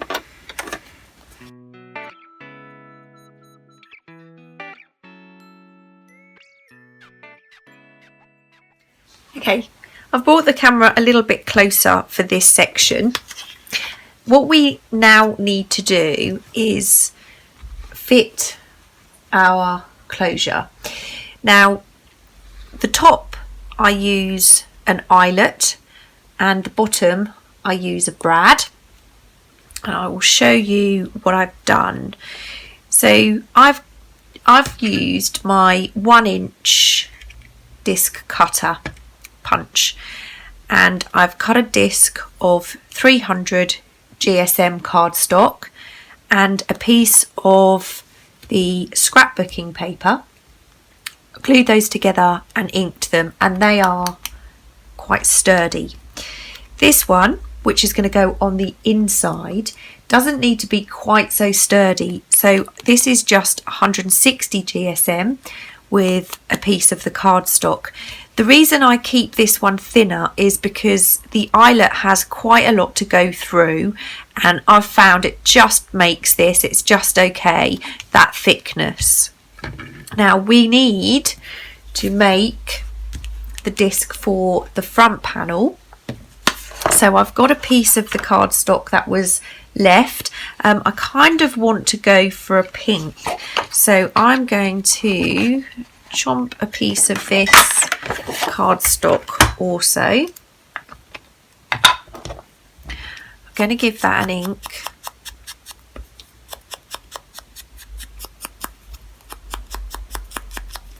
It's going to go fairly close to the bottom. Now looking at that, the pink is actually not going to work, so what I'm going to do is I'm going to change to a piece of this more grey colour at the bottom, and that doesn't really work either, so let's go third time lucky. I mean, it really is a case of just trying it. That's much better, much happier with that. So now I'm going to ink this piece.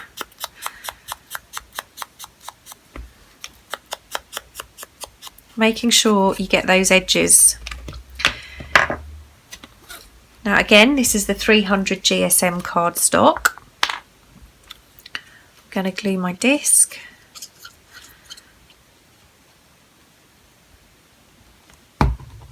I'm going to pop that on there. I actually think I'm going to ink that a little bit more. Okay. So we've got the discs ready. Now you do need some way of adding an eyelet, unless you did 2 brads, which you can do. You can do this with 2 brads. You just have to think about how you're going to attach your closure string or cotton. You might need to tie it. So I'm going to do the eyelet. I'm going to pop my discs aside, show you what else you need. You need 1 eyelet, you need 1 brad, and a very good friend of mine, Wendy from Wendy Journal Adventures, she uses these spent eyelets, and these are a much cheaper brand. They're not the We Are Memory Keepers that I'm using for the closure. So those are the 3 elements you're going to need.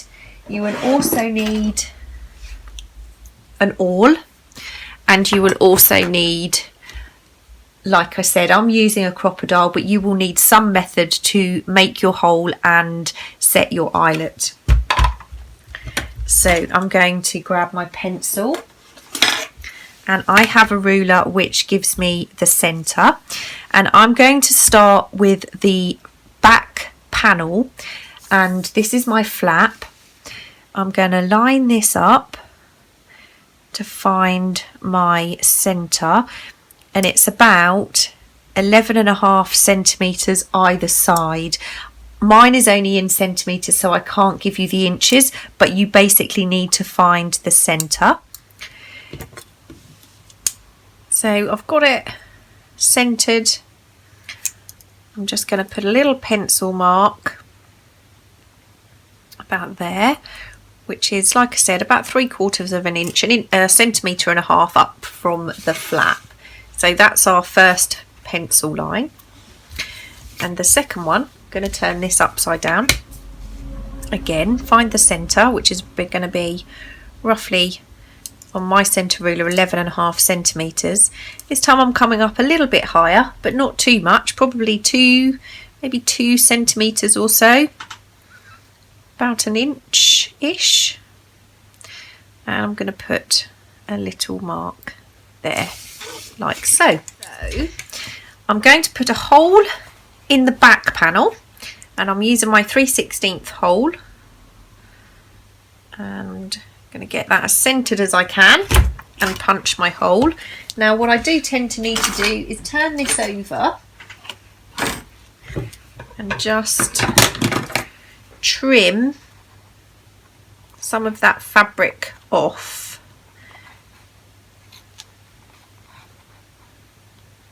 without cutting obviously your hole any bigger. So that's that one done. Now I'm going to take my 2 discs. I'm just going to do these both at the same time. So I'm going to put the clearest one on top, and I'm just going to mark the centre. I'm doing it by eye. Hold those together, slide those in and punch my hole. So I've got my holes in those. Okay, so you may have noticed, rather than punching the holes in both of the back panel pieces, I actually accidentally punched a hole in the front one. So I've just made yet another one for the front. It was actually 4th time lucky, not 3rd time lucky. I will use this for something, so I'm not going to discard that. So these are our 2 front pieces, front flap pieces. So I'm just going to pop those aside for a second, and we're going to assemble this. So we want the thicker one on the top. I'm going to take my eyelet, pop it through the hole like so, and then I'm going to put it through the hole in the cover. Then I'm going to pop this one onto the back. Okay, so I'm going to move this to the eyelet setting position, place this under. I'm going to squeeze that down, and that's our eyelet in place, and you can see we've also got a nice back. Now you've probably guessed the reason I use a disc on the back is because the fabric will fray slightly and it just won't hold very well unless you have this disc on the inside too. So the front is slightly different. I am going to pop a little mark in the center of my disc. I'm going to take my awl and I am pushing that through. Please watch your fingers. You need to go through a little way to make sure your brad will go through that, and then the little mark we made, I'm popping my brad through that, my awl through that also. Now I'll take the brad and put it through the disc first. Then I am going to add my spent eyelet. Then I'm putting this through the cover. I'm going to turn that over and then open my brad. Okay, so that is now in place. So we will have this will be glued onto our front panel. This will be glued onto our back panel, and that will come over to fold. Now we're going to do that shortly. I just want to talk about the thread. I use a waxed hemp thread. You can use anything that's not too bulky, and I'm going to actually make quite a long length of this ready for putting into place. So we can actually now start to assemble this panel before we go ahead and do the fabric panel. So I'm going to start with the front. One thing you absolutely need to make sure of is that you have this the correct way round. I speak from experience. So I'm turning this over. I'm using Fabri-Tac because I am, you know, it is fabric that we're adhering. So we need a good amount on here, and it's not going to seep through the fabric because there is the cardstock the other side.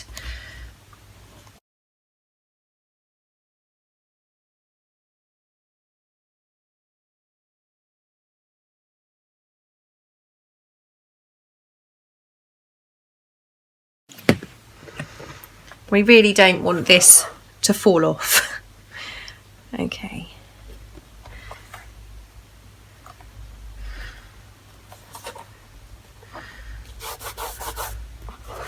So I'm going to just pop my hand on the inside to push this down.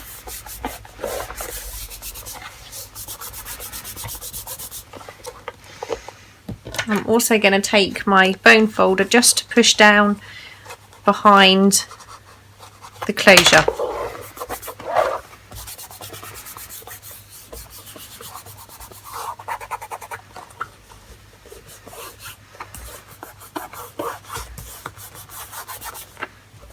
But that's our front in place, the right way round. Fabulous.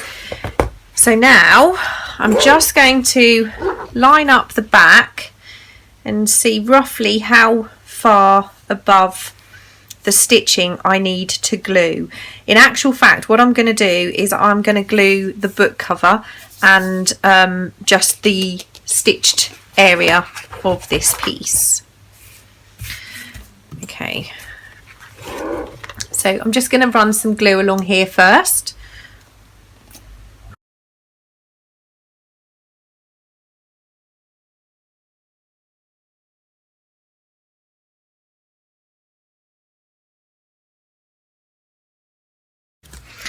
I probably haven't put on as much glue as you think. It's just my glue is not coming out particularly fast.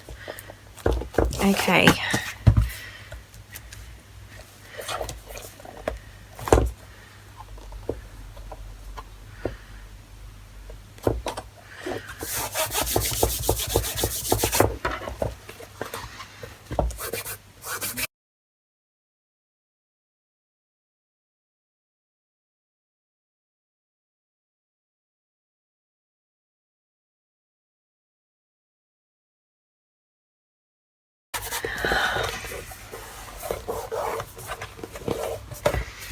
So now we have our front and our back panel.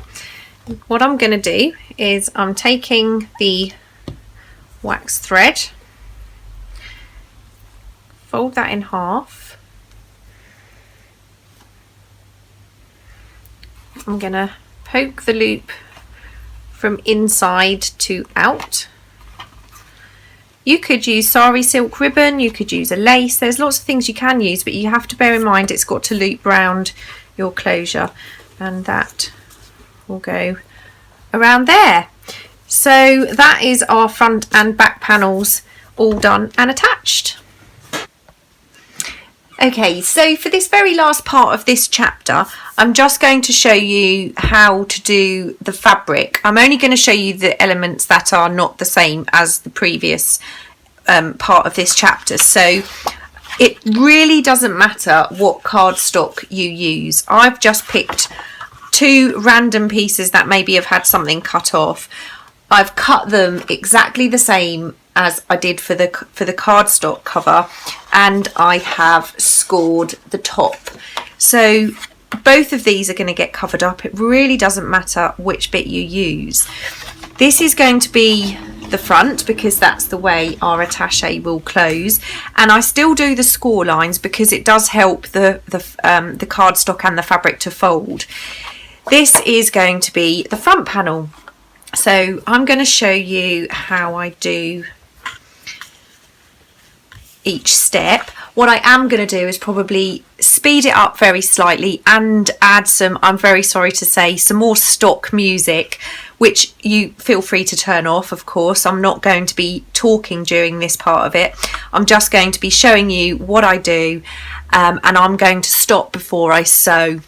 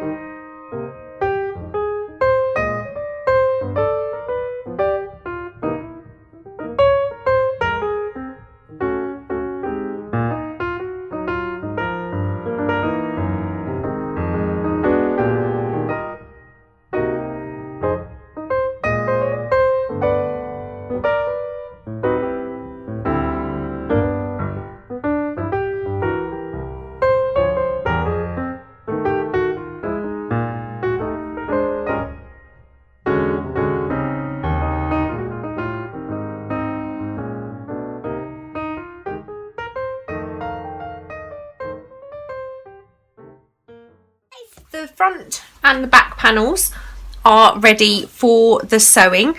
The rest of what I do is exactly the same as, like I said, the previous part of this chapter, so I'm not going to show you, but what I will do is sew round these, get the discs on. Now what I'm going to use for this is, because it's a fabric, there's no major single colour that pops out, so what I'm going to do is I'm just going to have a little go with a few different types of cardstock, but I'm probably going to end up using craft card for the discs on this particular cover. So I will get all that done and I will be back to show you. Okay, so this is the finished fabric attaché. I'm really pleased with how that came out. It is always easier with things like this if you're using a fabric that doesn't need to be dead straight, so these kind of more busy patterns work really well. So just show you the inside of that one. So there's the kind of red flowers, and we've got the red sari silk in there with the florals, and I've used, like I said, the red linen thread, hemp thread, sorry, and that's obviously the completed cardstock one. So now the next step is to make some of the elements to fill them. I'm not going to go into great detail on everything I make to go inside these attaches, because obviously they are journalers attaches and it's completely up to you what you put in them. We'll be making a journal, a very basic journal, and we'll also be making a file folder with bits and pieces to go in to use in the journal. You can obviously use these for whatever you like. I see them being used as carry cases to complete a journal or to journal in while you're out and about. So this is kind of a journal size, and then you're going to have your elements inside, including the journal, that you can create. So you can create on the go, basically. So I will see you in the next chapter.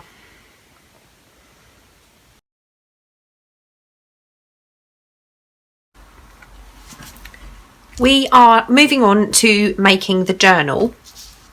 Now I've already cut my cardstock and I'm going to do two very simple journal covers.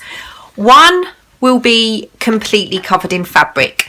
So for this particular journal I've used the back of a paper pad. It's not too thick, it's not too thin, it's kind of a perfect thickness to use sandwiched between fabric. So that's the cardstock I'm using. For the other journal, it's going to be canvas on the outside and the image is going to be on the inside, and I have inked around the edge of this already. So I have cut my card, either the cardstock or the plain card, at 28 centimetres by 19.5. Now obviously the 19.5 is the height of our journal and the 28 is the width, and that's 11 inches or 7.75 inches. So they are the sizes we need for our journal cover. Now I would like to have a nice crease, so I am using my scoreboard, and we need, it's 5.5 inches or 14 centimetres if you can use the centimetres on your scoreboard. So I'm just going to score down the centre, fold that in half, and what you'll find is it kind of stops, if you're using a cardstock, it will stop it from ripping quite as much. You might still have a problem with your cardstock. Now the shiny side, sometimes this will have a pattern on it. The grey side is what I'm going to use on the inside because I'm not using such a patterned fabric on the inside. And again, I'm just going to score that in the same place. So 14 centimetres or 5.5 inches. So that's our scoring done. So I'm going to fold this one. I'm going to give it a bit of a burnish. Now there are some steps I would do if I was making a much bigger journal, or it's going to be a much thicker journal. But because these are going to be fairly small, they do have to go in our attache cases. I'm just going to do a couple of the steps that I would do.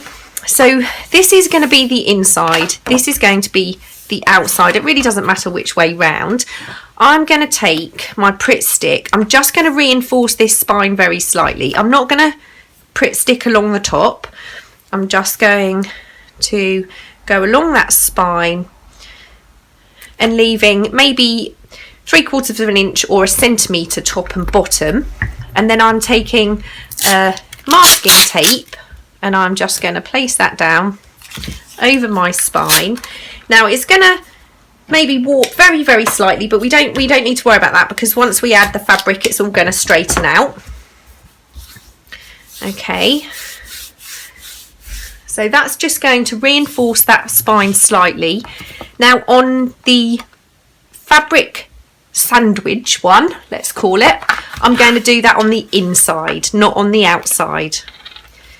And the same again, just a bit of Pritt stick glue just to hold this down. And then a strip of masking tape, and because it's Pritt stick and you can slide this around to make sure you do cover that spine. I had a little technical issue, so I'm going to be covering the front of this particular cover, but it's not the one we're making. The next step will be the original video. So I've picked this floral fabric for the outside of one of my journals. For the inside of all of them, I'm going to be using a calico.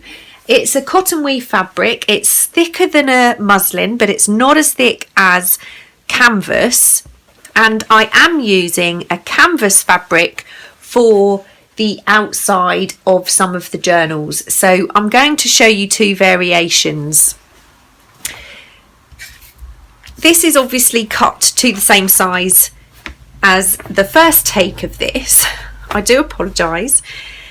So what I do to cover the outside, I cover the outside first.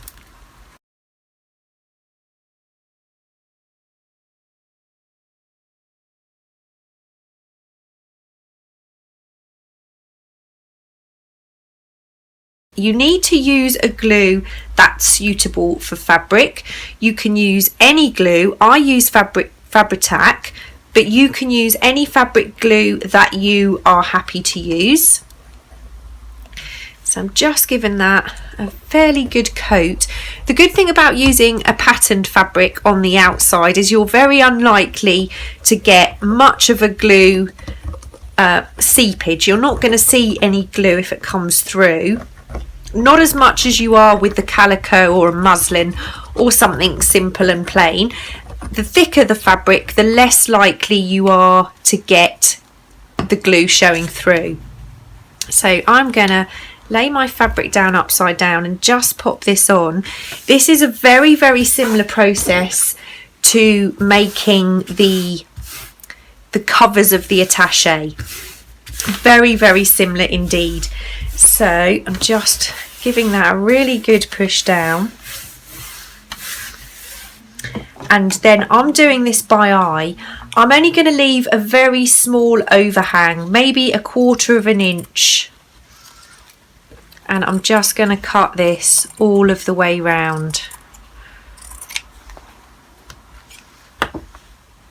If you're not happy doing this by eye, then of course you can use a rotary cutter and a ruler, or a craft knife and a ruler. Okay, so that's the outside of the cover. Now we need to do the inside. For the inside, I am going to glue again close to the edge. Now, you might not want to go to the edge if you don't want to put the glue through your sewing machine. My machine seems to sew through the Fabri-Tac really well. I haven't had any problems. Still nice and clean inside. But it is your choice whether you do. It's also your choice whether you decide to use Fabri-Tac or a different glue.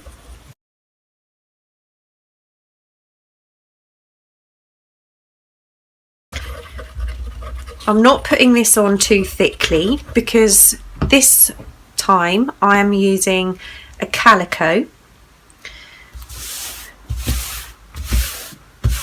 So this is a calico fabric. Push that down.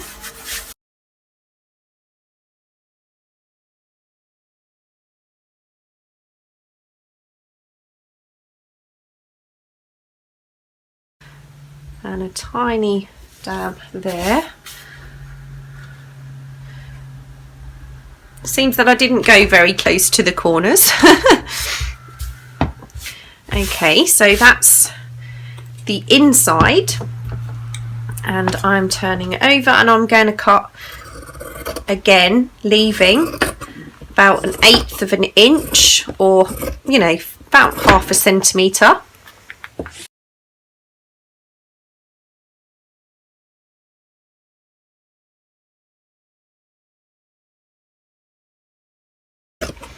If I was making a much bigger journal cover, I might use some double-sided tape further inside and down the edges, but not down the spine, because it's very difficult to sew through.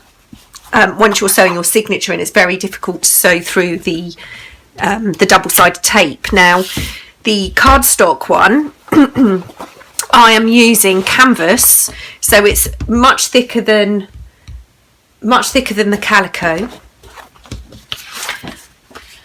And if you wanted to, you can tea stain your canvas.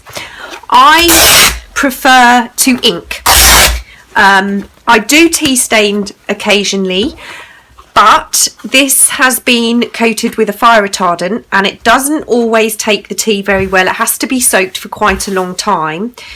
And the second thing is it's quite difficult to keep it this flat. It's quite difficult to iron it once it's been wet.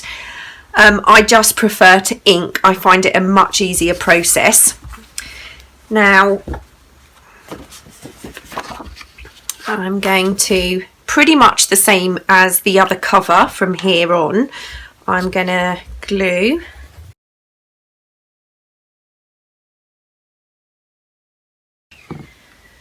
And I'm just going to place this down. Now I do try and line up the grain of the fabric because I do fray it, but it's actually pretty impossible to get it perfect, or it certainly is for me. What I have found is you can fray an edge and then use that to line up, but it seems to still not work around the sides. So it's not an exact science, and it's certainly not an exact science when I do it. You may have a lot better luck, but I actually really like the tatty, not perfect look, so I'm more than happy with how my journal covers look.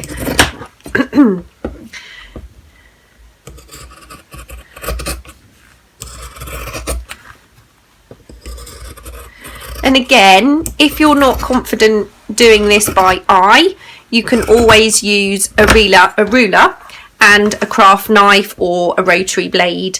It's entirely up to you. I just like to hand cut.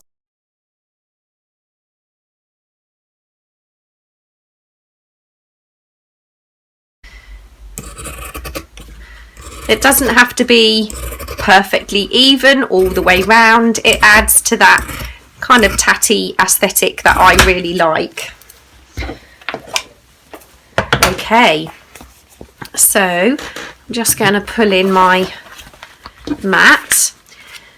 To ink this, I'm using my Distress ink, but I'm going to use my brush. I'm not using the blending tool because you get too harsh. You can get your corners or your circles depending on what kind of blender you're using. And the other thing with the brush is I can lay on the ink thicker in places if I want to, places where it might be, so round here for example, I could keep adding ink and make it much darker. Of course you can do that with your blending tool, but it's not quite so soft, I don't think.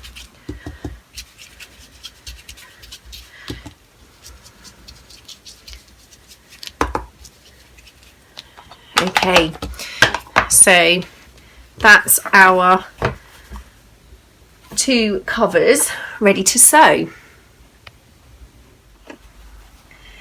So the cover with the cardstock on the inside, I sew with the inside facing up, and I'll use the edge of the cardstock to get my stitching line. Now on your sewing machine you'll have to the right of your foot a groove, and that's the groove that I line up with the edge of my cardstock. Now again, I'm going to speed it up and I am going to add some stock music. I'm sewing with a 2.5 stitch, and I'm just going to go all the way around the edge.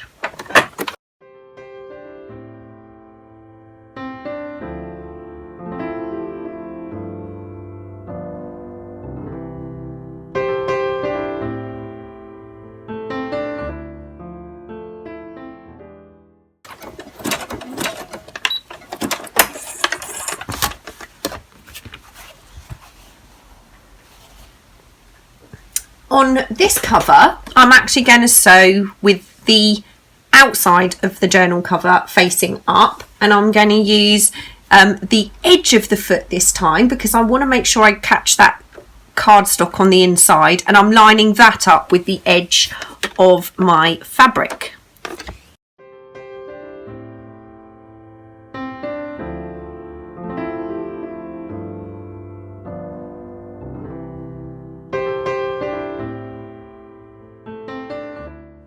So this part of our covers are now done.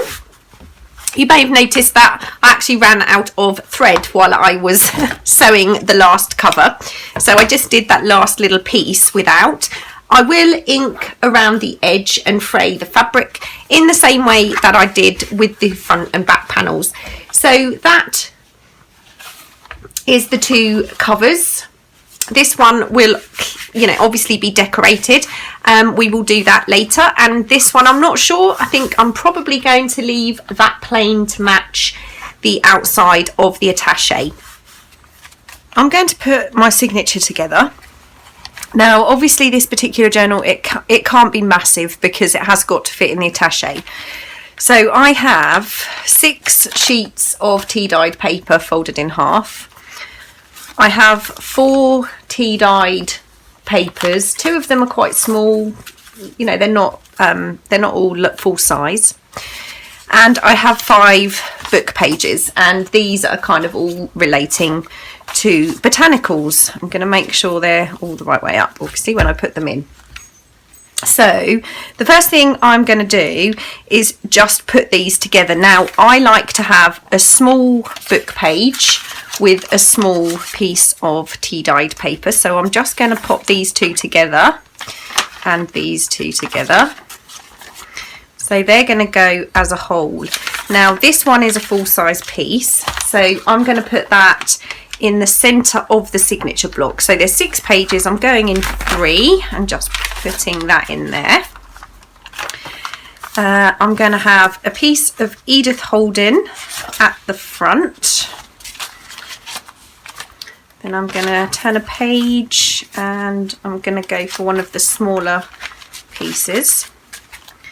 Now I'm going to go into the centre. I'm going to add this larger book page. I can open that up. And then I'm going to turn that one. There's no major rule for this, it's just you even them out as much as you would like. So you can see I've got this centerpiece and I've got 2 pieces left, so I'm going to add the book page there and this grid paper, graph paper there. Nice and easy. Okay, so the first cut I'm going to do is I'm going to trim it to size this way. So I'm going to find the centre of my signature, push my pages together as far as I can, and I've just got 2 paper clips. I'm going to add one to the top and one to the bottom. Just really push that in, make sure that's quite tight. Now, our pages were 28 folded, they were 14 centimetres, or 11 inches folded, that makes them 5.5 inches. So this is the size we're going to cut them. I'm using the centimetres, which is 14 centimetres. You can obviously use your inches if you're using inches. Excuse the state of my board. Now, I have a metal ruler with a handle and I have a rotary blade. What I would say is, as long as you're using a very sturdy ruler, preferably one with a metal edge, and any type of craft blade, you can do this. What I would say is make sure your blade is sharp. Don't try and push through everything at once. It's better to do a few smooth cuts than it is to do one, you know, really trying to push through everything. I'm going to move this over slightly. Now, what I do is line the spine of my signature up with the edge of my cutting mat. Add my ruler. And I'm going to slide that along to the 14 centimetre mark. Make sure that's nice and even. And then I'm going to cut.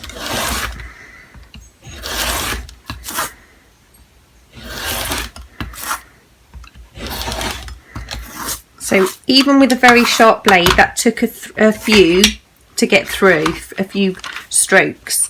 Now, I'm going to take these out. This bit is a little bit more tricky. So what I'm going to do is I'm going to cut the top off. So I'm going to make sure all of my book pages are towards the bottom, so I don't cut any tops off that I don't want to cut off. Really push that journal together. If you want to pop the bottom clip on, go ahead. Now I'm lining the bottom of the book or the signature up with my cutting mat, and I'm cutting 19.5 centimetres. In inches, that's 7.75. It's worth just taking your time, making sure you get this right, because once you've cut, you've cut. You can't get it back on. Okay.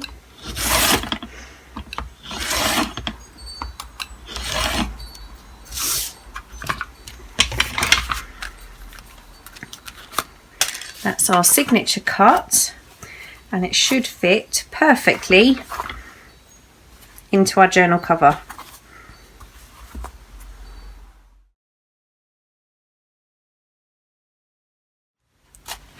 We are now going to sew our signature into our cover.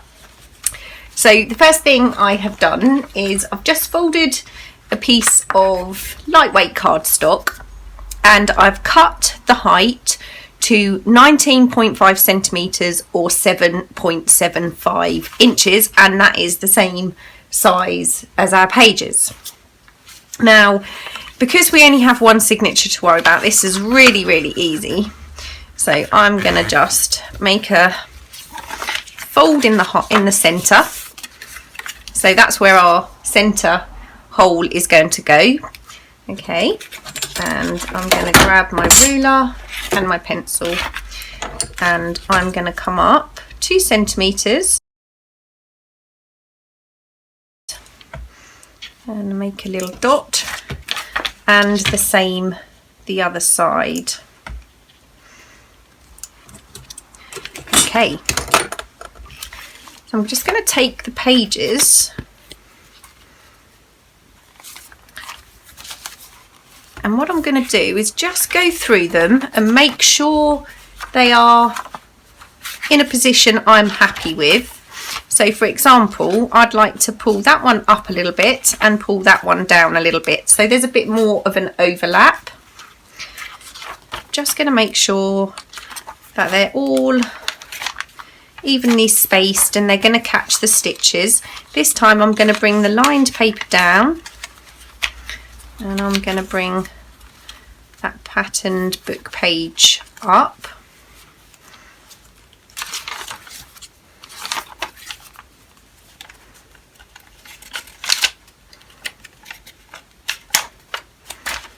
Okay, I'm quite happy with that. So I've got my pages and I've popped in the little template we've just done. I'm going to line this up in the cover, making sure that I am lined up with the cardstock and I have an even space at the top and the bottom. I'm holding that quite firm and I'm going to clip that side, and again the same, just pushing that signature into the spine, and there's the second one.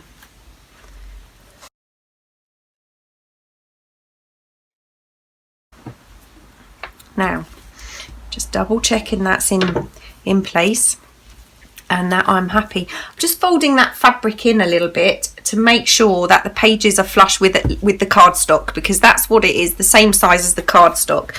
Now I line my awl up with my hole on the template, partially close the book and then push my awl, and you can just about see that's popping through the spine. Now you do have to be really careful you don't put your awl through your fingers, and I'm doing the same again with the centre hole.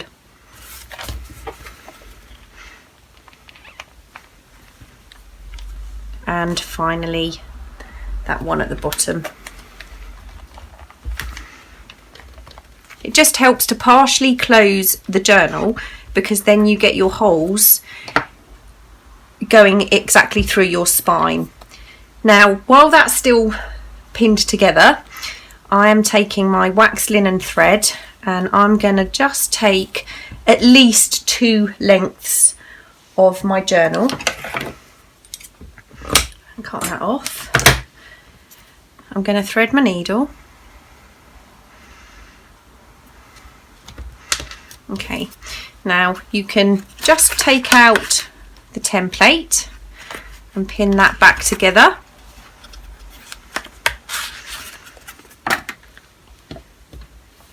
And so I'm going in the centre hole, and that's going to come out nicely in the centre, and I'm just going to pull through, so I've got at least to the side of the journal for now. I'm going to take that clip off and I'm just going to pop that on there. Okay, and then I'm going to, because I've taken that one out, I'm going to come back in that hole and that will come through the centre. Again, watch your fingers. Okay, then I'm going up to the top,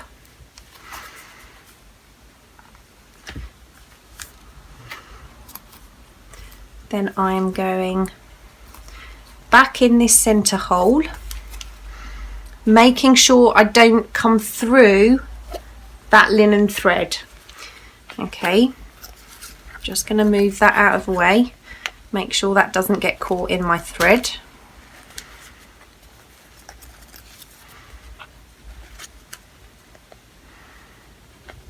And now I'm turning it back over, I'm coming into that top hole.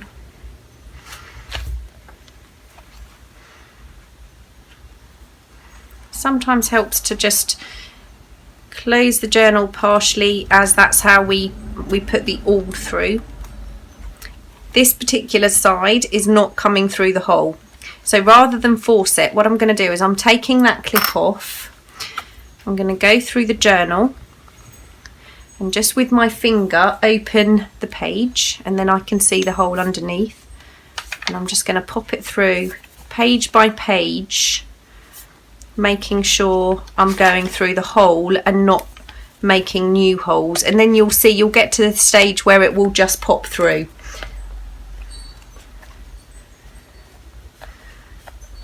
Okay, right, now what I need to do is I've come back up, I've got my thread here and I've got my needle here. I'm going to take the needle underneath that long stitch on the inside of the journal. Undoing that, take that off. I'm just going to give those strings a little pull, and then I'm going to tie that off, and I'm going to put a double knot in just to be sure, and then I'm just going to cut the extra off there.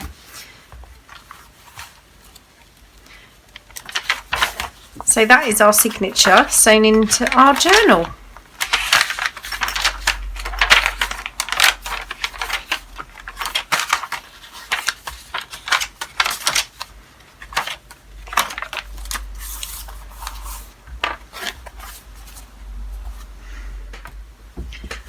I've made a couple of pockets for this journal. I'm only going to put 3 pockets in. One, because if we make the journal too thick, it's not going to fit comfortably in our attache. So I've just got a few little bits and pieces together to make my 3rd pocket. But what I want to say is the Tim Holtz cardstock or any other patterned cardstock is kind of perfect for making a pocket. You don't actually need to do very much to it at all. It could work just as it is. You could round a corner, you could stitch around it, which I am going to do. And if I'm adding layers, although this one has 2 and this one has 4, 3 is a good place to start. 3 items, they kind of always work well together. Now you can use things like strips of fabric, you can use things like strips of sewn paper, or even just torn paper that's layered up. Cheesecloth works really well, muslin works really well, labels are fantastic, they just go with everything. So I'm going to just put this little pocket together.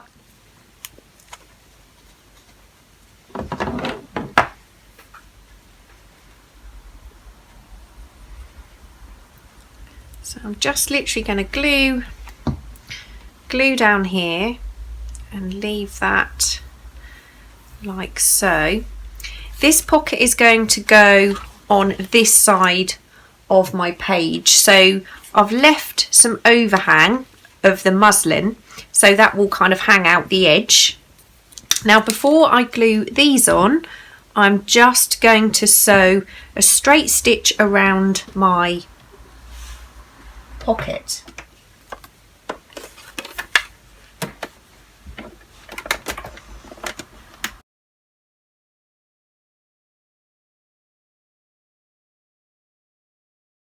So I'm just lining the centre up with the edge.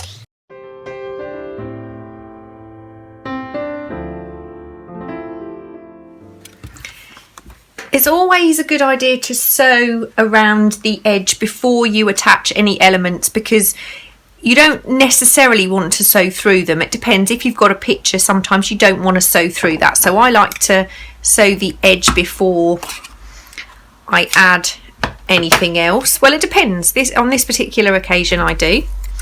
So I've already decided I'm going to have a label, and I've got a little quote, "A flower blossoms for its own joy," and I'm going to add that also.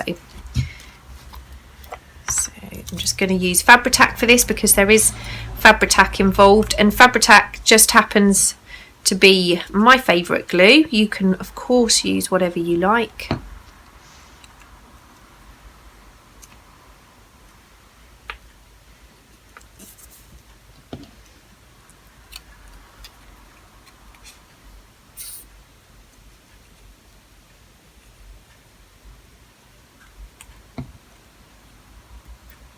Just going to overlap that slightly there.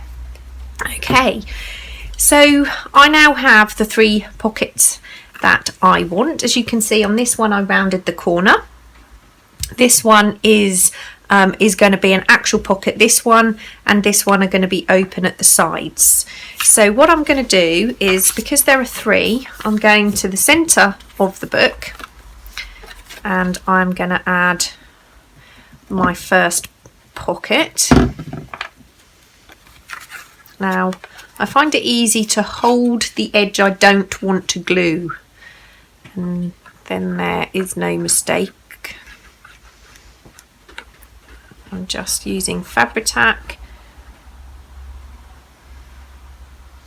and I don't want my pockets to fall out, so I do use a good amount. Now the other option, of course, before you sew your signature in, you can sew your pockets directly to the page if you want to.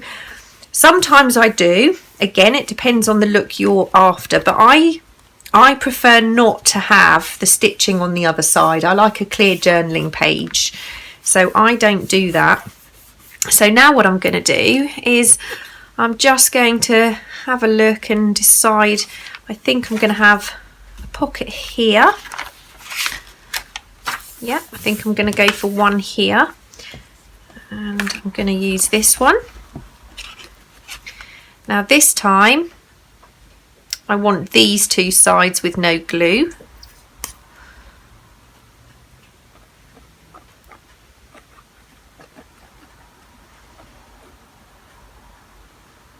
And I put probably 1/2 centimetre line of glue, or 1/4 inch,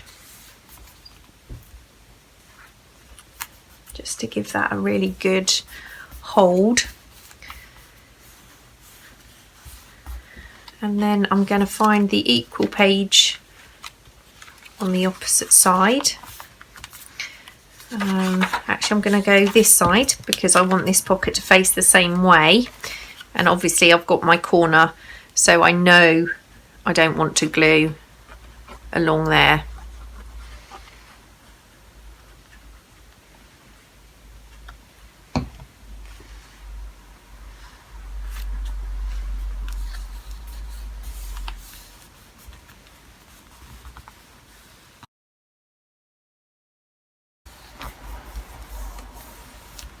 Okay, so that part is done. Now for this particular journal, I've made 2 strips ready to put in. I've got this one to do, and I've used fabric that matches the cover. Now I'm just going to show you the plain canvas ones. I have done something similar, but I've just used some muslin and a strip of tea dyed paper that I've then inked, and there are 3 in each of these journals. Again, you could do more, but everything you do is going to add bulk. I'll just show you these pockets that I've made for this journal. So that's another kind of variation. This one, again, 2 elements, and then finally this one where I've used a piece of sewn paper, and this is actually a butterfly sticker that I've added to this one. So that just gives you an idea of what else you can do with your pockets, but you know, keeping it simple, especially when you're using scrapbooking paper. Okay, so all I've done is I've torn the strips of fabric and sewn one on top of the other. So what I'm going to do is I'm just going to run a zigzag stitch down this one too. You can see what I'm talking about. I'm just going to line it up and run this through my machine using a zigzag stitch, and then we will add these to the edge of the journal. All of these are now sewn. I'm just actually I'm not going to trim them until I've put them into the book. So there are 3 of these, like there were 3 pockets. So the first thing I'm going to do is go to the center, and I am going to add one to this side, so the center looks like a pretty spread. And what I'm going to do is I'm going to have that this way up, and just have a little, oh, should I have it that way? I'm actually going to look at, yeah, I'm going to have it that way round. So what I'm going to do is add squiggle of glue up this page edge, and then I'm just going to lay this down, push it, but I'm just going to open the page and I'm going to turn it over, and what I'm going to look at is how much is overhanging on the back of this page, making sure that's not tucked under. So you can see this is obviously from where the fabric was torn, gives it that kind of tatty edge, which I really like. You can obviously make yours as neat as you like, but I like the tatty look, so that's how I produce mine. But the process would be the same. All of these threads can be cut off if you wish, and if you used a thicker cotton, you don't have to fray the edge like I have on the muslin. So what I'm going to do is I'm going to find the pocket, and then I'm just going to come in a page or so, and I'm going to use this page on this side. I'm just evening things up by eye. I'm not going to be too strict about where I add things, as long as it's reasonably even.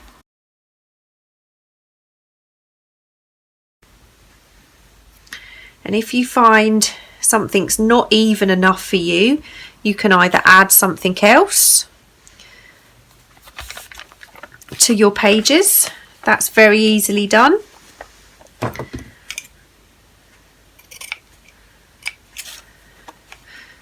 These scissors are probably a little bit too big for that job. Okay. And then what I'm going to do is find a page this side.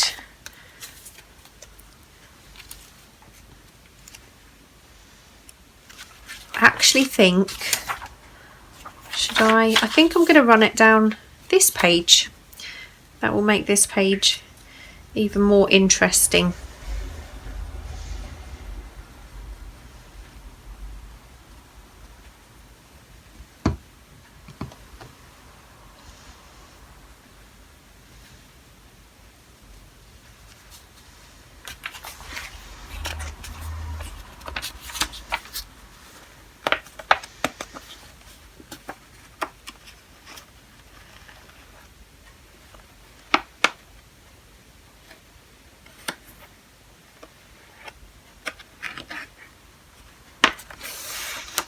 Okay.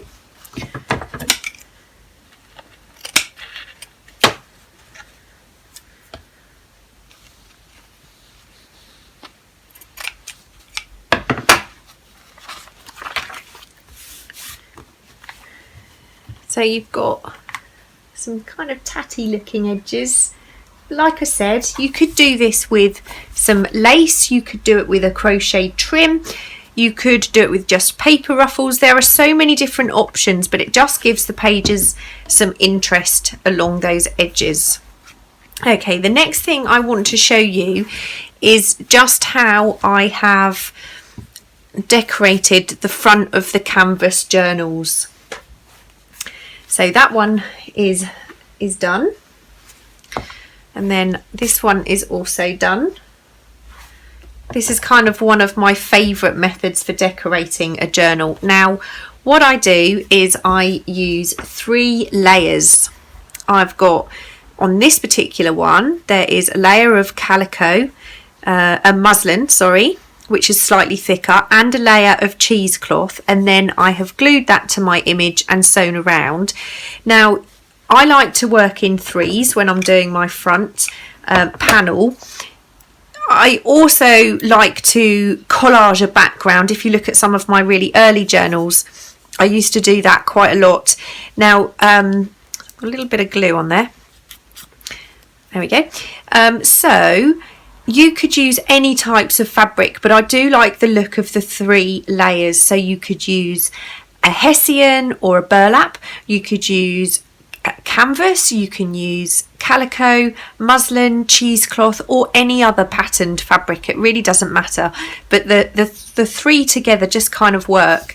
Now, I've given this quite some time to dry. What I'm doing is just going to remove the odd threads from the back. Give that a good shake.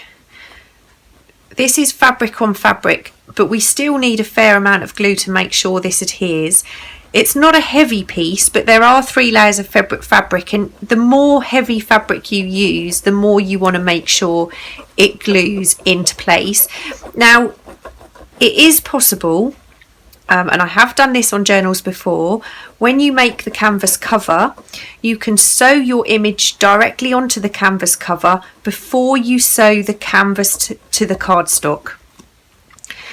The only problem you have with that is you do have to be a little bit more careful that you've got it in the centre, and it works once your journal closes. Okay, I think we have enough glue on there. I'm just going to double check the images are the right way up before I add this to the front.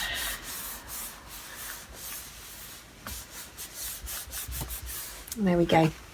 So this one is now done. I've shown you the pockets. We've got the pockets in there. If you wish, which is something I probably will do, is you could just hang a couple of beads off your linen thread. So I'm just going to grab my beads and I'll be back. So it's just the beads to add. I'm not sure about adding anything to the front of this one. I really like the fabric. You could obviously pop on a little name plate, book plate, something like that. At the moment, I'm happy to leave this as it is. Now, the beads, obviously we've got, I'm going to trim a little bit of that cotton. So I've picked 2 red beads. You can add multiple beads if you wanted to. I'm just leaving it to 2. Now, as you can see, this particular piece of thread that I have left is quite small. So what I'm going to do is show you a little trick to make your knot. So I'm going to tie a knot fairly close to the edge. Now I'm taking my awl and I'm just going to put that in and tie, and then I can use the awl to kind of slide the knot where I want it to go, and I want it fairly close to the edge of that string. Okay, so I'm going to take that out and just tighten that a little bit more. That looks okay. So just tighten that up, and then my bead is just going to hang below my pages, which is about perfect. And I'm going to thread my second bead, and I tend to like using the awl, or you can use anything with a bit of a point, just to make sure I get my knot in the right place. So I only need to trim a tiny piece of this thread off on either of those. So there you go, I've got my 2 little red beads in the bottom of this journal. This one I've chosen 2 kind of blue beads. This one, they're yellow. And then this one I've chosen a very pale pink. So the journals are pretty much done. And I suppose the next step is to make a little piece of ephemera or 2. I'm probably not going to put anything in these pockets because there are going to be things in the attache case to create some tags, and you know, things can be put into the pockets later. I have made some tags already for the attaches to include in the attache case, so of course they could go into the journal as well, but I'm going to leave these journals as they are, but they do look super cute. I know there's only going to be 1 journal in each attache, but there we go. I just thought I'd show you a few options.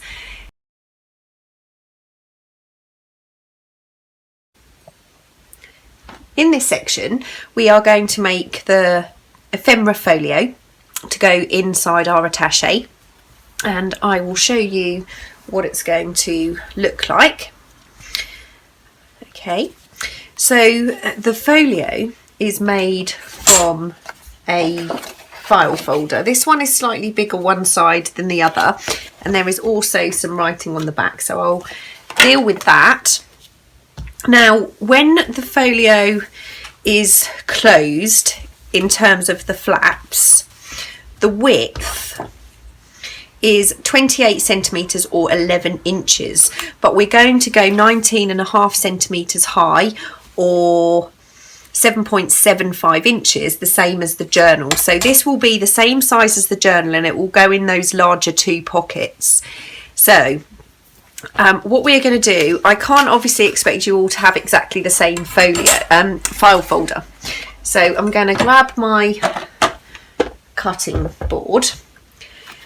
I'm going to use for this the half that doesn't have the text on, and we want this 19.5 centimetres or 7.75 inches, and I'm going to cut the bottom bit off. So this is now the right height, but obviously a lot wider than we actually want. So I'm going to grab my scoreboard, and we want this 14 centimetres wide or 5.5 inches. So that's where we need to score.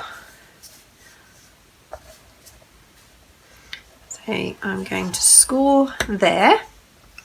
Then I'm going to turn it around and I'm going to score that side too. So what we should have, if we fold our flaps in, I'm just going to press those down a bit.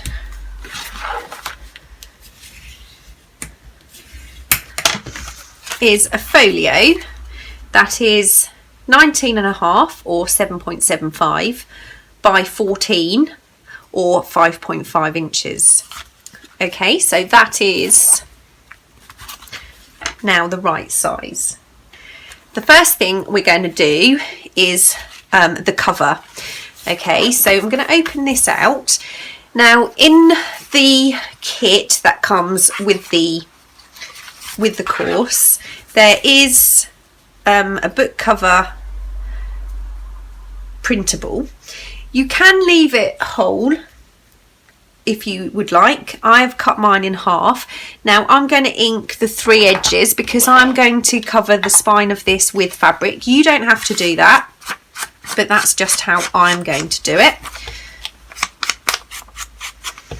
Like I said, you could leave this whole. It's one piece, but I have cut mine down the middle.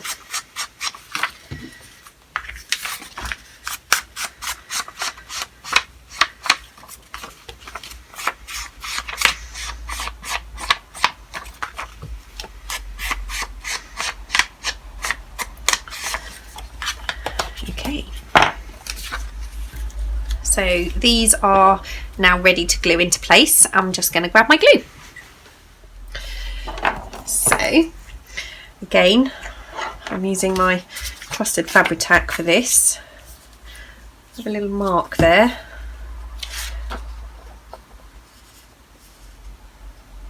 Oh, that's okay. It's just where a small amount of water, by the looks of it, has gone to the ink.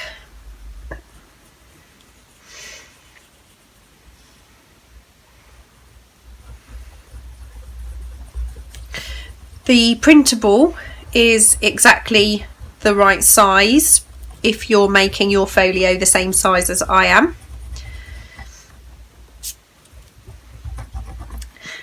Providing you print at 100%.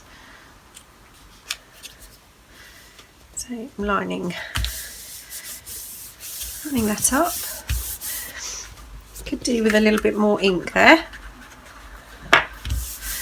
It's fine because we're going to ink around this.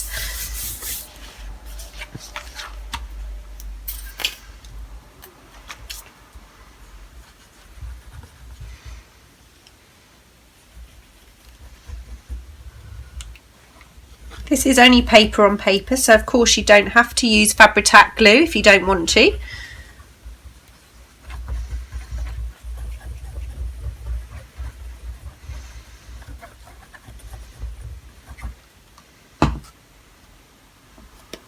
Missed a little section at the top there.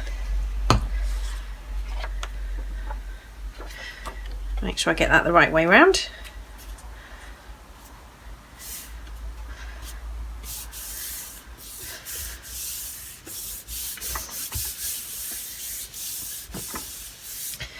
So there we go. You can obviously, what I do is the two flaps inside, I have the largest on the opening side. You can have it either way, but I will show you what we do to the inside. Okay, so that's the first step. Now, before we sew or do any of the next parts, I'm going to ink around the folio.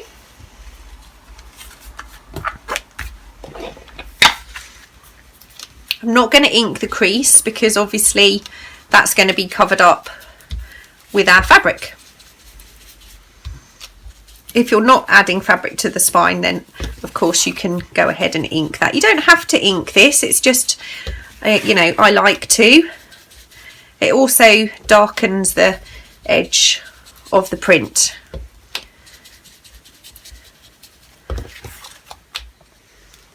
So I've inked the entire folder.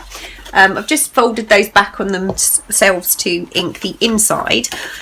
I've got calico and I have muslin to do the spine. Now on all of the others I have used muslin and it has been tea dyed, but I don't have any tea dyed left. What I'm going to use for this one is the calico because it's slightly darker, and I'm also going to ink it. So I'm going to take my scissors. I don't want a very wide piece for this, but I'm going to cut a small amount and then tear so I get that nice edge.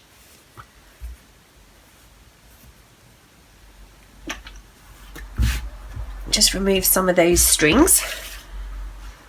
And I'm going to cut it roughly to the right length, but I'm not going to be perfect. I can trim that afterwards. Okay, back with the ink.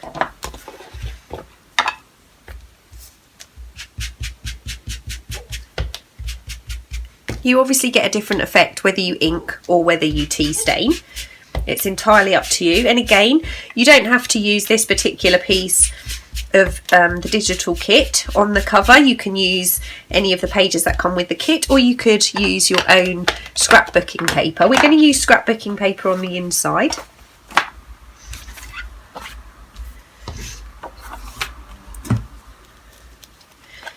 I have a small amount that's come away here. Just going to hold that down, and I'm just going to take my Fabri-Tac, because obviously we now are using fabric, and I'm just running a little bit of a glue bead up and down each side of that spine and across the spine. And then what I'll do is I will glue down any stray parts afterwards. Just going to put a little crease in that so I can hold the spine and just lay that down so that crease kind of follows the spine. Okay, so I can now fold this back and add a little bit more glue.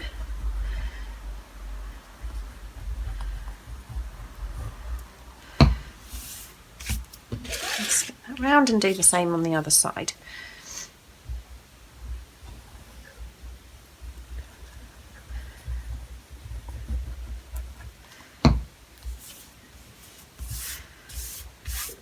Okay.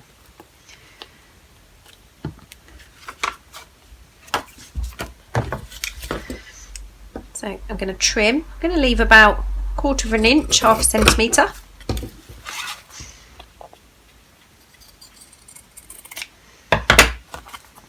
going to fray that.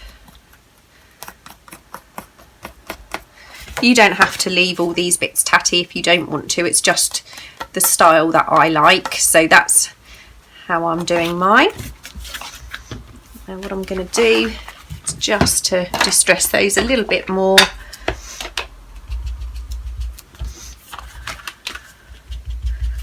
I'm going to add a little bit more ink.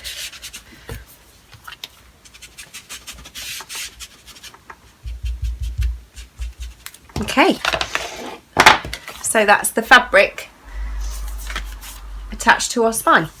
So the next step is to sew around, as you can see I've done here.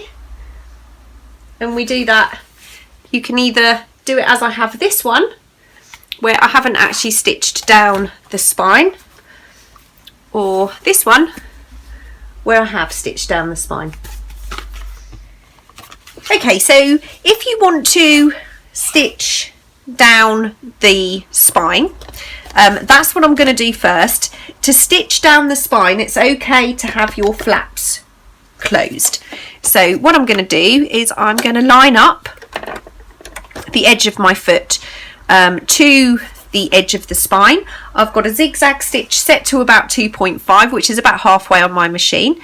I'm going to do the same thing again. I'm sorry to say I'm going to put some stock music on while I just stitch.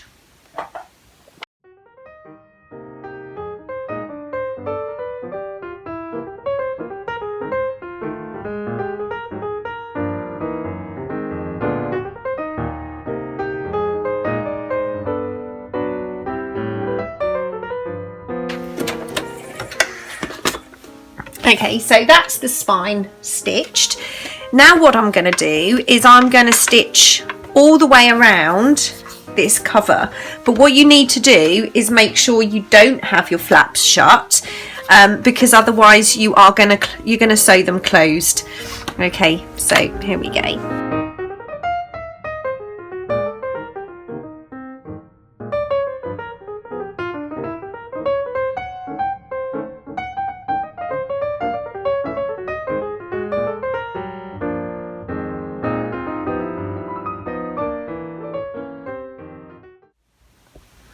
Our sewing is now all done. I have only stitched this inside panel. I'm not going to sew these outside panels. I'm going to decorate them. Now with this particular one, I'm going to use a cardstock on the inside so I can show you how we're going to do that. But I wanted to show you just some options. This one, I have used the kit, and there are two large pockets that come with the kit. On the front of this one, I have put the word entomology. So I've got the entomology style papers showing. The second large pocket is a botanical. Now on the other one, this one says botanical on the front, and I've used a botanical pocket, the botanical papers, and I have the large botanical pocket showing, and I have the entomology pocket hidden under the booklet. So you've got options there. I have one here also where I have used a cardstock, and I'm going to use a cardstock for this particular one now. I'm using Tim Holtz Wallflower, and for the two pockets on the inside, these pieces here, I'm going to use a fairly generic piece of cardstock. I'm going to use this particular piece here. I'm going to move this piece out of the way for a moment's time. Now, because your file folders may be completely different to mine, you will need to measure your panel and cut it about 1/2 inch or 1/4 inch all the way round, or 1/2 centimetre all the way round. So I'm going to measure mine. I'm going to have my piece cut about 9.5 centimetres, which is 3 3/4 inches. Okay, so that's 9.5 centimetres wide. So I'm going to cut the first piece.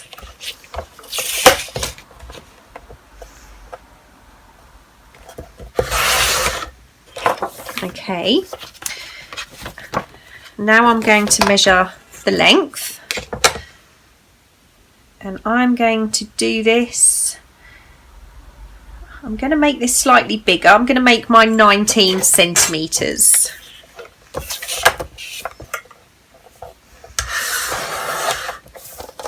Okay, so you can see that's going to fit in there quite nicely.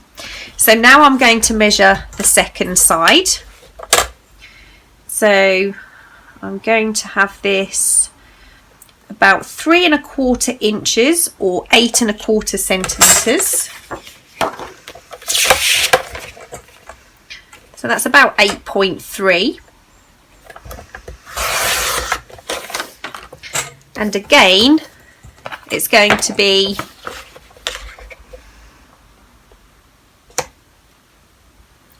about 19 centimetres.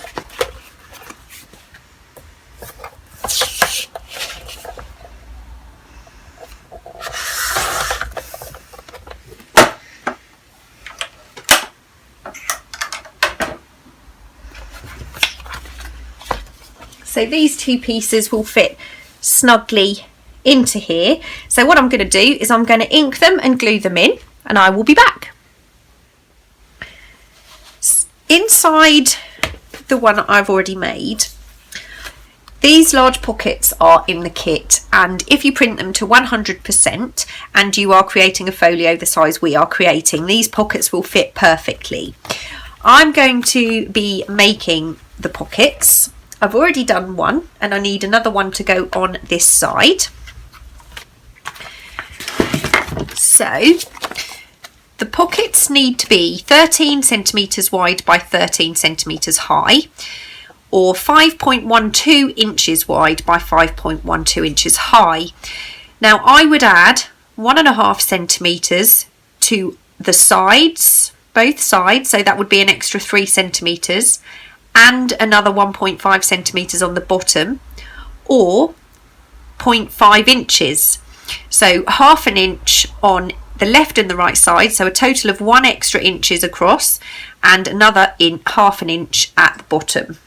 Okay, so I have cut my piece to size. Now, to make sure I get the pocket the right size, what I'm going to do is I've done mine in centimetres, but you'll need to do the math if you're doing inches. I've made my piece 16 centimetres across, so that's my 13 centimetres for the pocket plus 1.5 centimetres either side. So I'm going to take my ruler and I'm going to put a line for 1.5 centimetres, and on the right hand side I'm doing that top and bottom.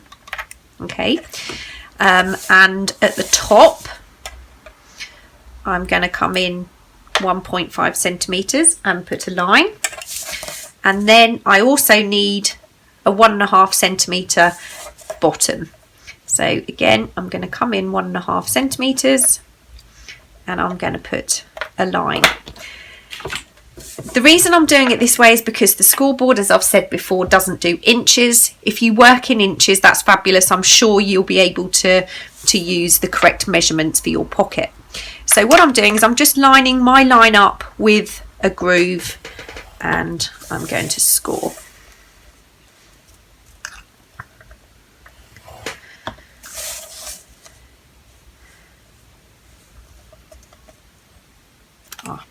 Now this side I've done the line at the top, and I also need one at the bottom, so I'm just going to make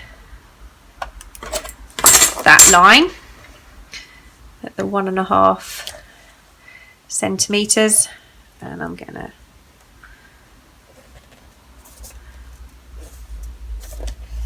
score. Okay, so I'm going to just fold these in. We can get rid of the scoreboard. Now I'm just going to mitre my edges of my flaps. So what I'm doing is just folding that bottom over. I'm going to take my scissors and just cut my flap. Now I find if I do the edges this way, then I get a much neater corner on my pocket.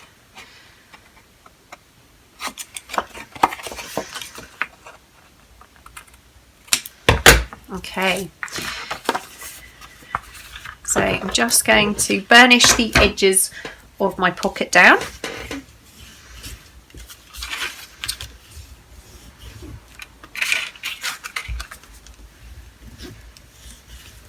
Okay, now I'm just going to, you can use a ruler, let's use a ruler, let's do this properly. I'm going to use the ruler, and I'm just going to make a little mark halfway at the top. I'm using a 2-inch diameter circle punch. You don't have to use 2 inches, and I'm just going to pop out that little bit for my pocket. So I'm going to ink this, and I am going to glue that in place, and we will move on. What I'm going to do now is not an exact science.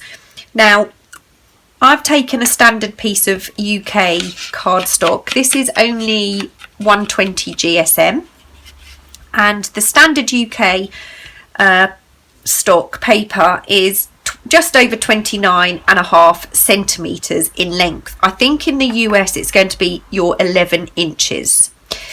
Now I have then cut a width of that 3 millimetres, or about 1/8 of an inch shorter or narrower than my pocket.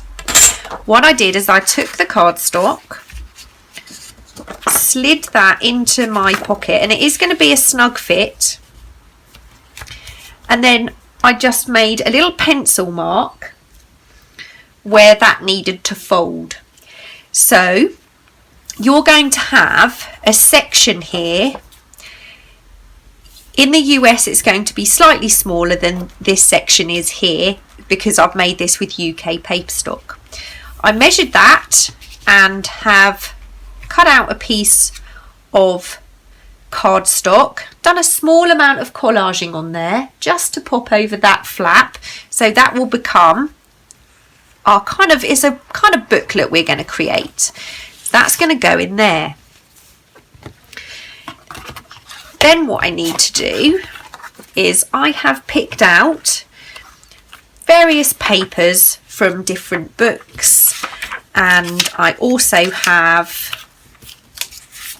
some different ledger papers. I'm going to organise these into this booklet. I'm going to ink it, and then I'm just going to stitch those in. Now this is basically because it is an attache, and the idea is you can use the pieces that we create in our ephemera folder to complete the journal. These could be used for collaging some tags, and I just thought this was a nice little thing to pop into the folio. So I'm going to put this together and then move on to the next part.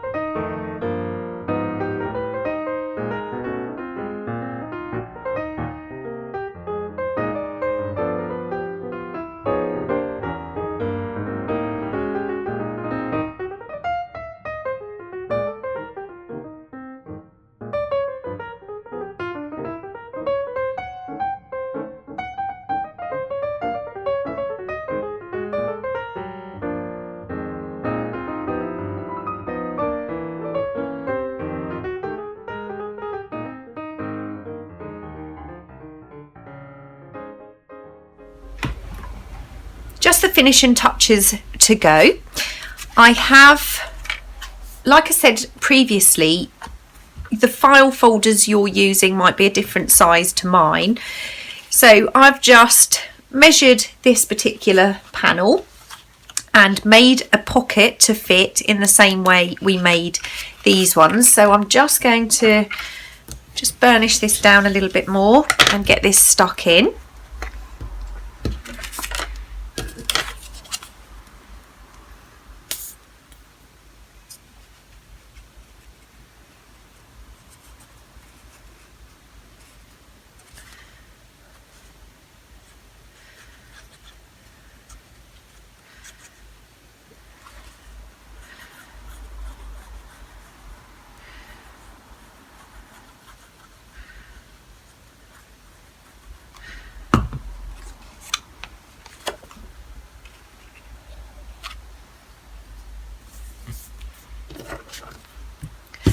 Just going to open that out to just make sure that's properly stuck down.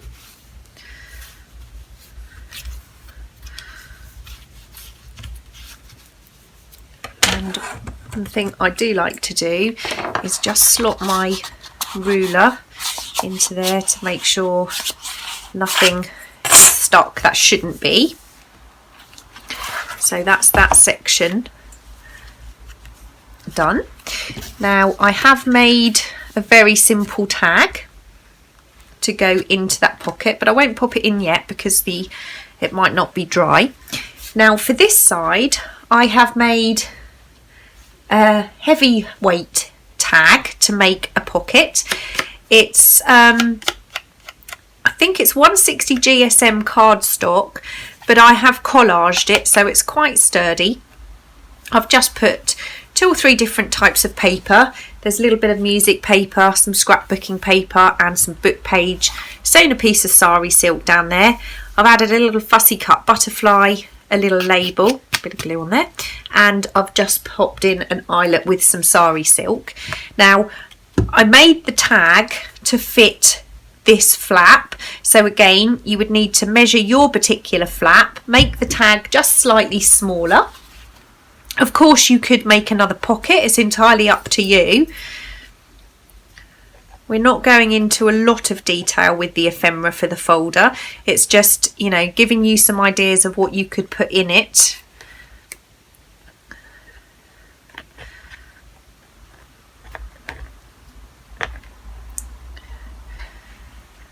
So I'm gluing those edges, and that's fairly straightforward process, just popping those 2 glued edges down, making sure they're stuck.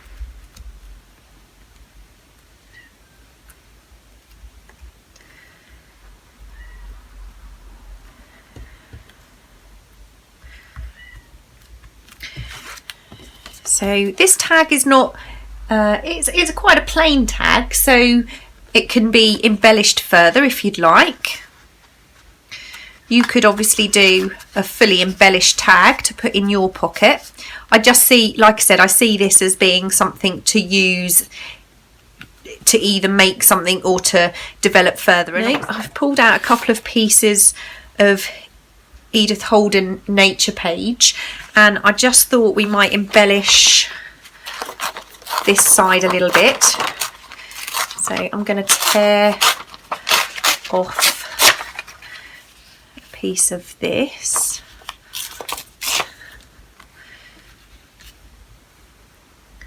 Now I also want a torn edge here, but I do want it to be straight, so I'm going to use just my plain ruler. I'm going to just lay that down, tear that edge a little bit and just check out and see how that looks. I actually think that looks pretty good. So I'm going to ink that and glue that into place.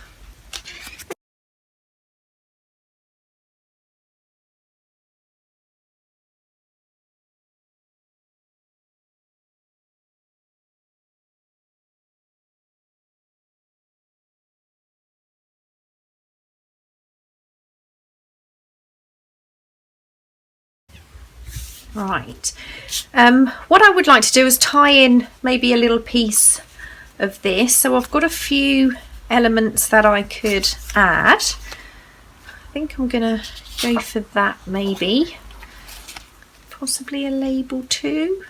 Nope, let's have another look.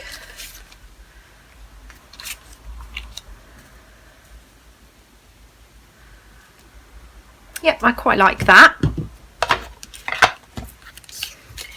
Of course, you can decorate and embellish using any items that you have. You can obviously use your own style and your own theme.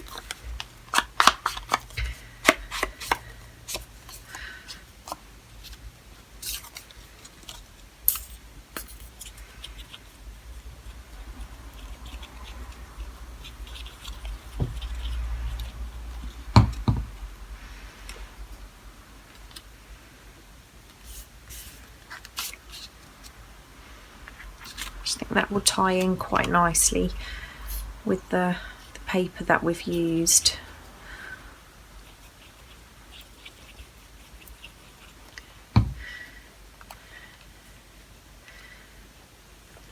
Okay.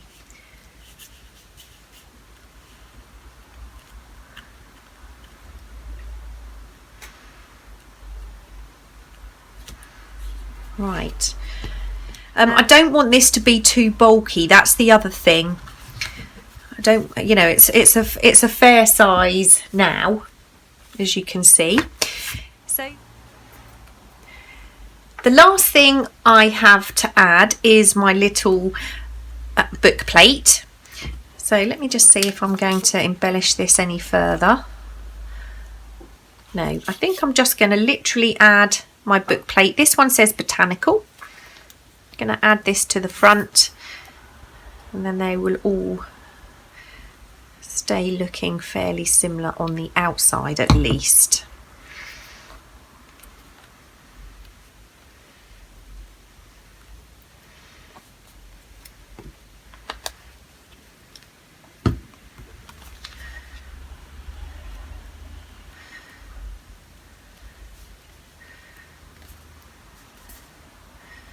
There we go. So got our little decorated side there, our tags ready to be embellished, our little scrap paper pad there, pocket with, oh, maybe the, yeah, I think I'm going to put the label there. It's very difficult to know when to stop embellishing and when to keep going. It's just a feeling. You just have to kind of keep going until you're satisfied you've got enough.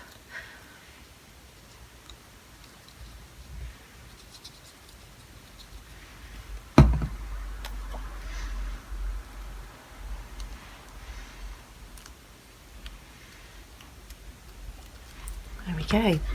Now obviously if you're using the items that come, there is a long pocket in the kit. You may have to shrink that down to fit your file folder, but I will just quickly show you the others I have made. These ones I haven't decorated at all. The paper was decorative enough, same as this. So that's the other paper pad under there. The pages in the little scrapbooks are pretty similar, but again, I haven't decorated these at all.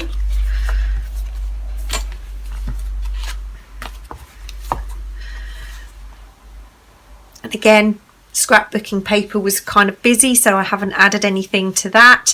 This one has a plain plate on the front.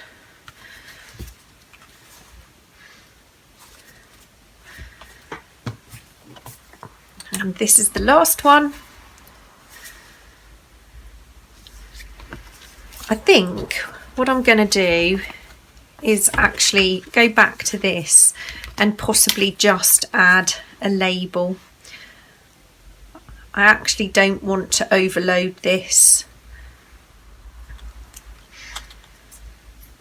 Actually, before I add that, just maybe to balance that side, I could add, yeah, let's do that. Let's add a little bit more interest.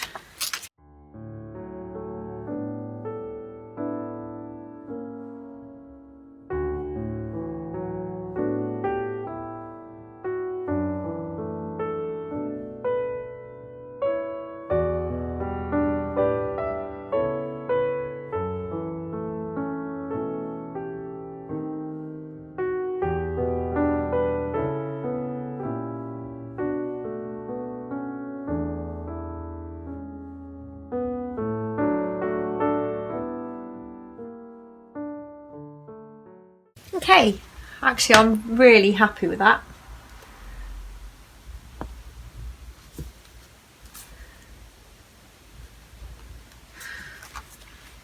Okay, so that's done, and we will move on to the final part. Carrying on with some ephemera for our attaches, I've made these little pouches.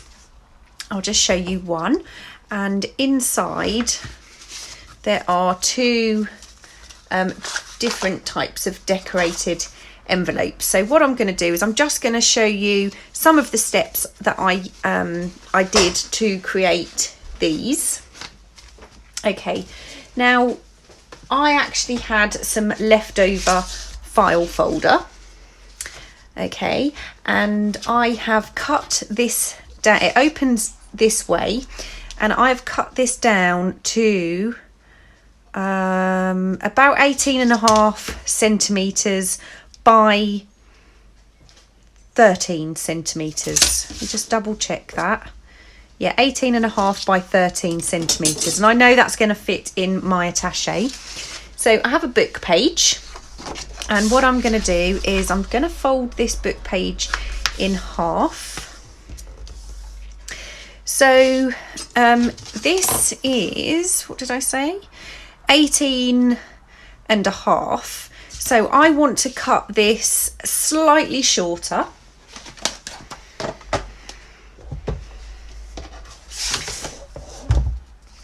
So I'm gonna cut, I want the bugs showing, so I'm gonna trim this end first to get rid of some of the text, and then I'm gonna cut this to, I'm gonna go about 18, and this is 13 centimeters, so I'm gonna cut this to 12.5.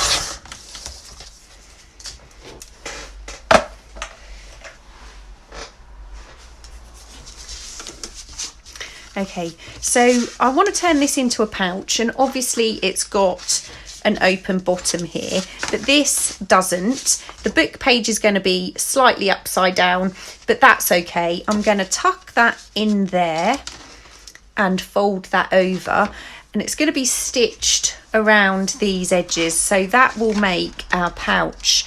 So the first thing I'm going to do is the inking. Like I said, some of the elements for these I have ready, so you don't have to watch me do everything. But for the inking, I am just going to ink the top at the front and at the back.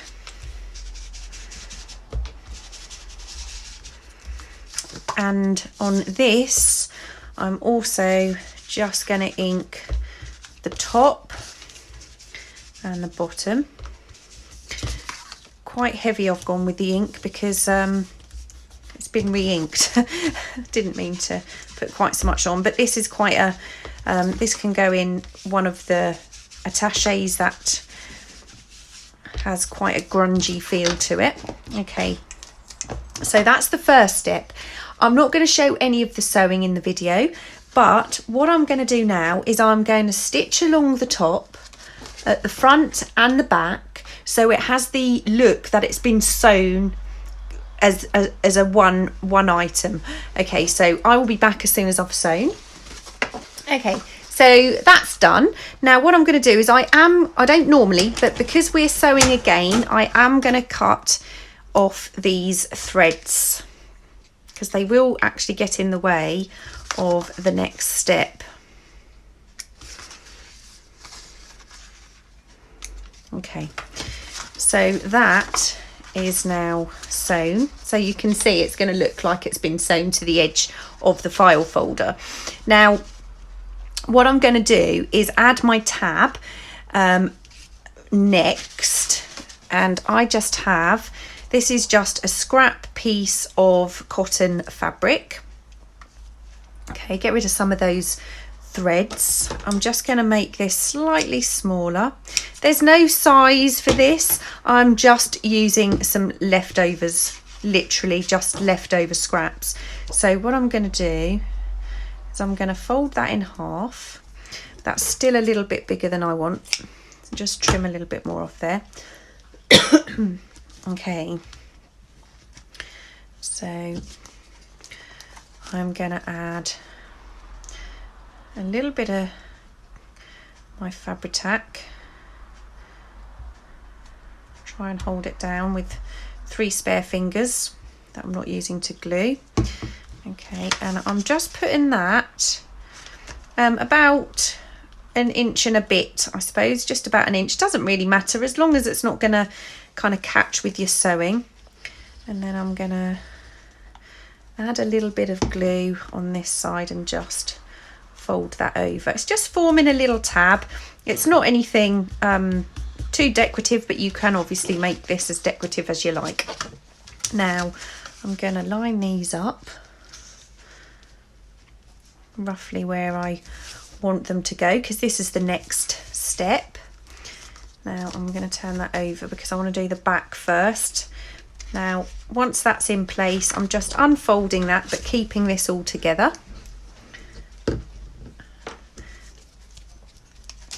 I'm going to add a fairly good amount of glue to the edge. We are sewing and just a wiggle of glue on the inside there.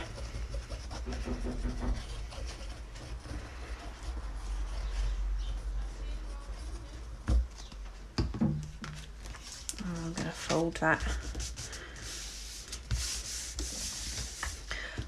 that over. Now I'm going to do the other side, same thing.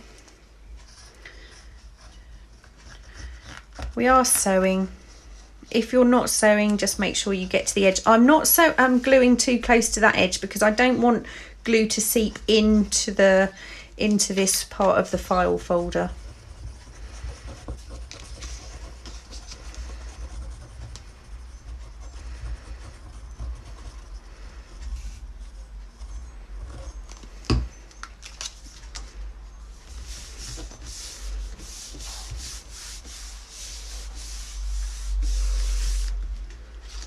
Okay, so this is going to be the front, that will be the back. At the moment it's still open on this side, but the next step is I have 2 more strips of, it's just a cotton fabric. You can use anything. You can use scraps of muslin, scraps of canvas, calico, anything that you have. Just folded it along the long length, not perfectly, it doesn't have to be perfect. And this one.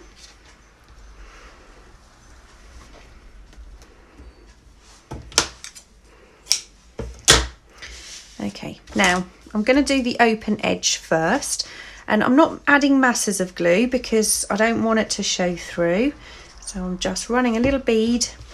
I'm going to pop that onto my piece halfway, and then I'm folding that over to give that a glued edge. And we're going to sew this unless you're not sewing. If you're not sewing, what I would recommend is a thicker fabric and more glue. Then you're not going to have your glue seeping through. Okay, so that's one side done. This is just a handy way to use up those scraps of file folder. Okay. Just fold that. Get that long thread out of the way. You can obviously choose to make this much neater if you like, but as I keep saying, I kind of like the tatty look. Now I'm gonna just trim these edges.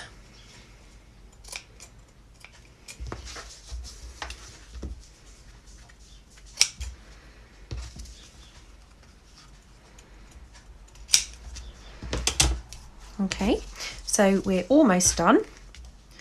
Just get a little bit. That already looks pretty cool, you know, with the little tab. So we've just got a little pouch.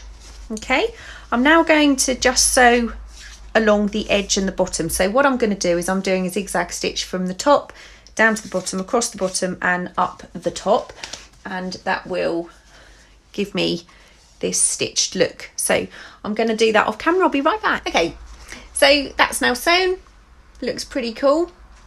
You can leave this completely as it is. It's perfectly pretty enough to use as it is. But I like to use, I do often go with threes. I like threes. So to make these similar to the others, I have a little scrap of ledger paper. And I'm just going to ink this up.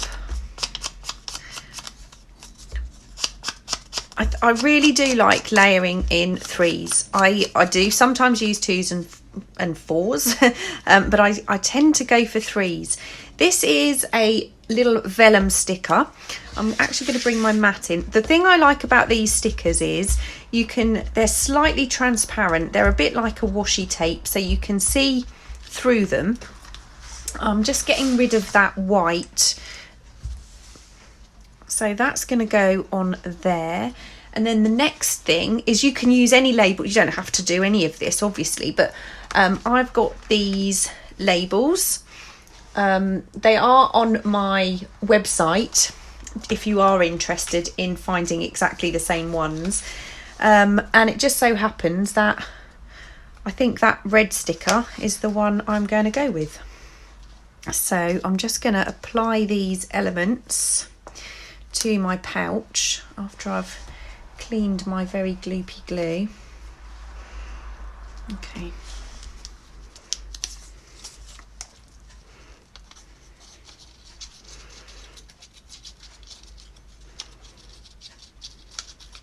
Doesn't need a ton of glue. This is a fairly thin paper. And you probably, I'm choosing this side because it's not as busy and I'm not going to cover up any of those insects. Yeah, any paper scraps look pretty good behind stickers and things like that. Just struggle to take the back off. Okay, make sure that doesn't roll. Now,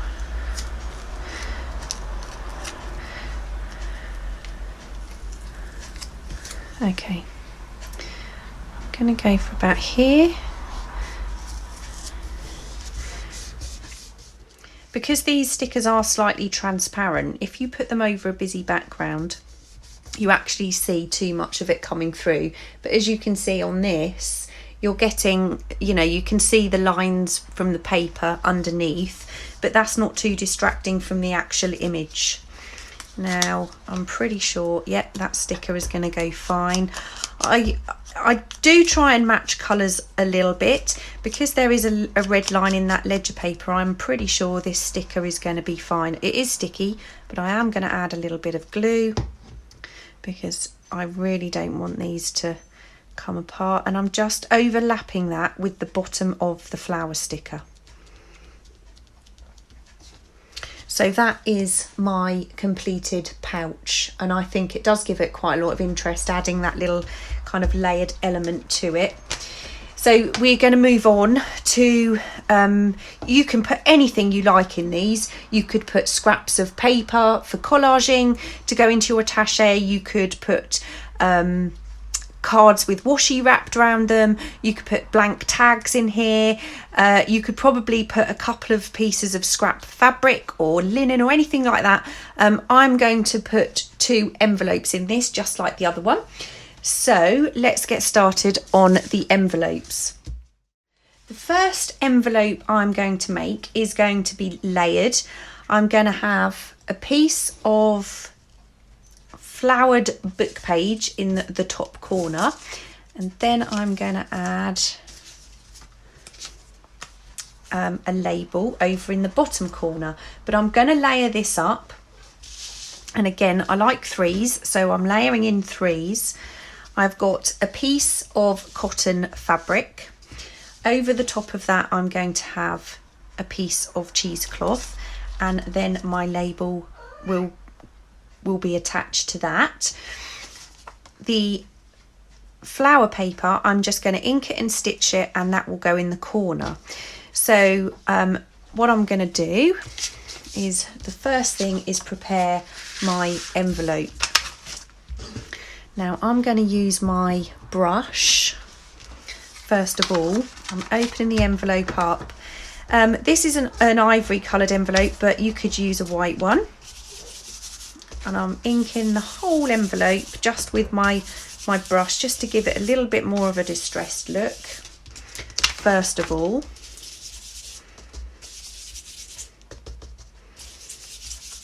there are so many tutorials on YouTube. I have a lot of YouTube videos on envelopes. I just wanted to do a couple with you that I haven't done previously to add to this attache, and it just gives you a few more ideas, I think, of options.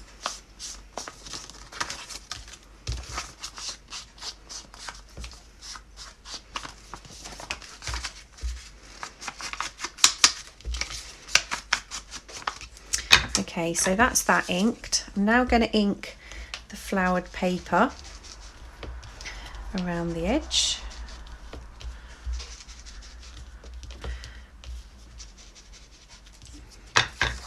I like having things centered, but quite often I like to have things offset, which is why I'm doing this way. So that's part one. So now what I'm going to do is, I've already inked my label, so I'm just going to turn that upside down and put a small amount of glue on the label.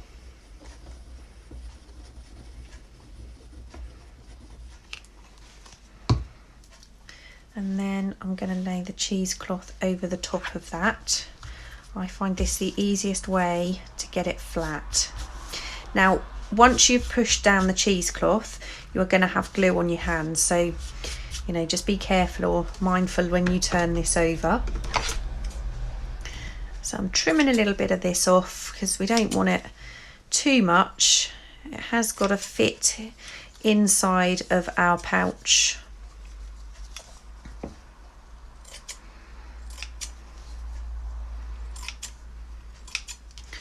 Okay. Now for this, I'm actually going to tear it in the size that I want. So I'm just lining it up. I might have to cut that side, and then actually I'm probably going to have to cut both sides and then fray, I think. This is this particular fabric is not muslin. It's very, very similar to muslin, but it's actually curtain lining fabric. It was cheap, so I purchased some of that. Any cotton fabric or any fabric of your choice is perfectly fine. Just grab a little bit of this thread. I find that this one actually frays really, really nicely. I do really like this particular fabric, and I have quite a lot of it, so I'll probably be using this for a lot of projects. Okay, actually what I'm going to do is I'm just going to ink around the edge of my fabric.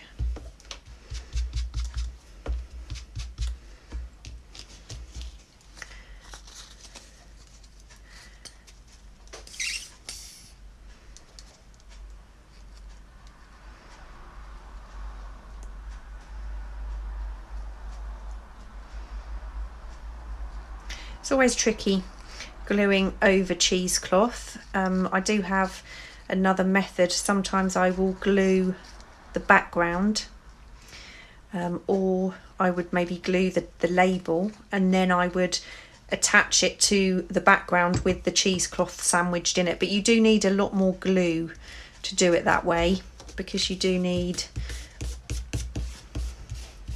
to glue through that cheesecloth. Okay, so you can see this would stick in that corner there. Now these both need sewing. I'm going to do a straight stitch around the flowers, and I'm going to do a zigzag stitch around the label, and I'll be back. So I have sewn around these. Unfortunately, I forgot to change the stitch on my sewing machine, so this is also a zigzag stitch, but it's all good. It will work. It's not a big problem, and it doesn't even have to be sewn. It's just what I'm doing. You can absolutely glue without sewing.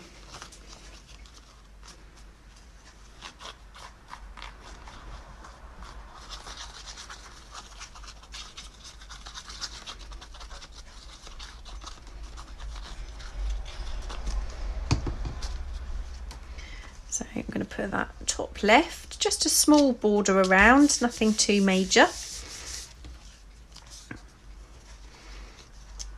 And it's a good idea to sew over the stitching. It just secures it into place. Not that it should be a problem, but I always use the stitching as a guide when I'm gluing.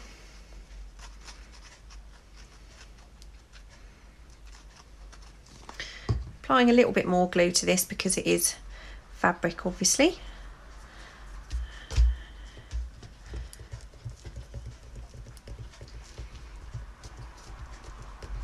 Okay, so that's envelope 1 done.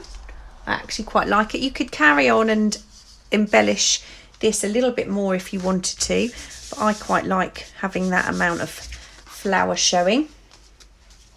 Okay, the next envelope is slightly different. So I have a plain white envelope, and I'm going to do some quite heavy inking on this. So I'm just going to ink, and I will speed it up as I do so.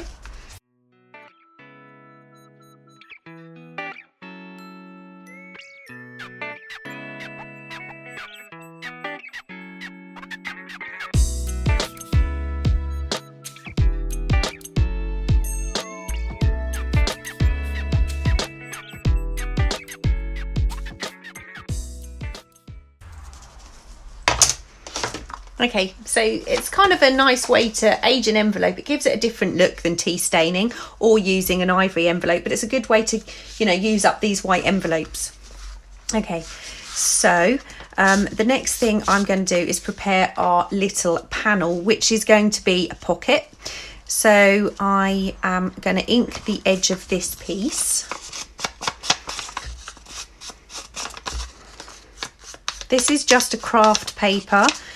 It's not very thick. It is a paper, not a cardstock.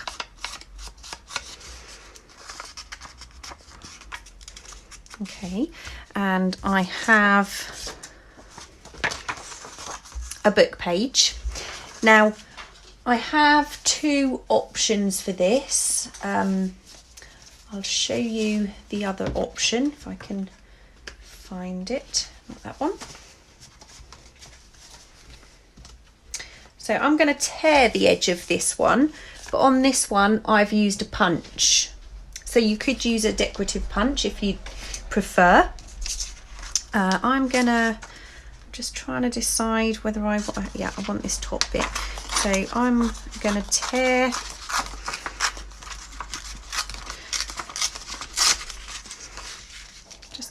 a piece there.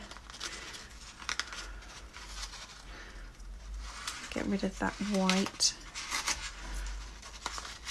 Doesn't have to be perfect. You could use a tear ruler if you want. I'm going to use a tear ruler for the next part. So I'm going to have this as a pocket, and I want a little bit of that brown showing. So I'm just going to lay this down upside down. Grab my tear ruler, and I'm going to line it up with the torn edge I already have, and just tear these little edges off. Now, it's not going to be perfect. Lay that down. Just has to be roughly the same size. It doesn't matter if you've got a little bit sticking out here and there. Kind of like over here it overlaps slightly, but it just adds to the effect, I think. I'm going to bring this in and just ink around the edge of my floral pocket.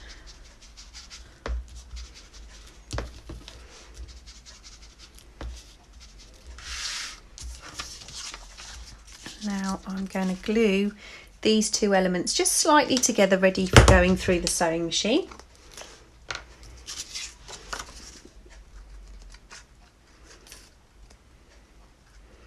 I do have some very gloopy glue.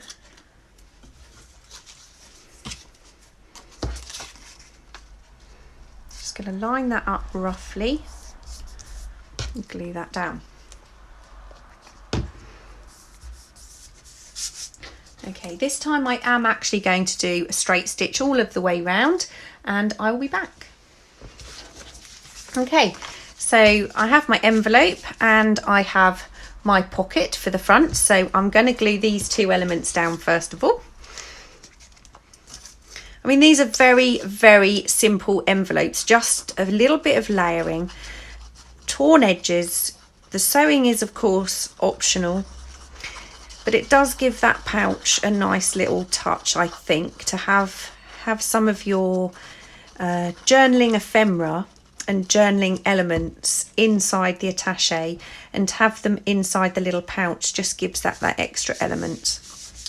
Okay, now I have some plain, they're just little white tags. I've just inked them, done a little bit of stamping on them, and that's going to pop into our pocket. And I actually like the look of the string hanging out. You can of course take the string out or make the string shorter on your tags.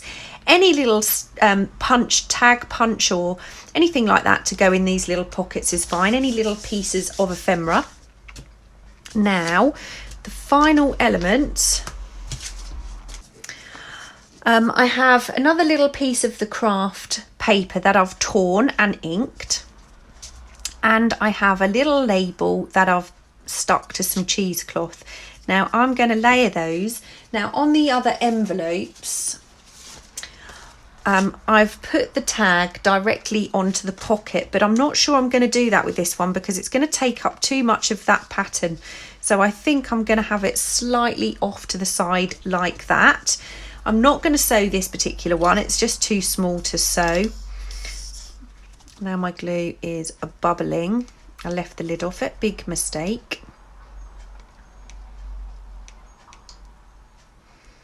There is still plenty of glue on there to use. Little string.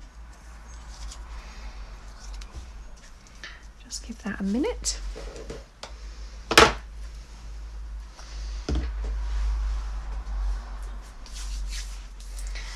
Okay, now that's actually still quite wet. I'm just going to glue the back.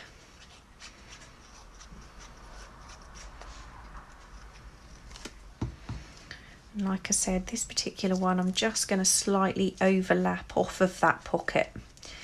It's obviously not going to affect the pocket, it's still going to be a pocket.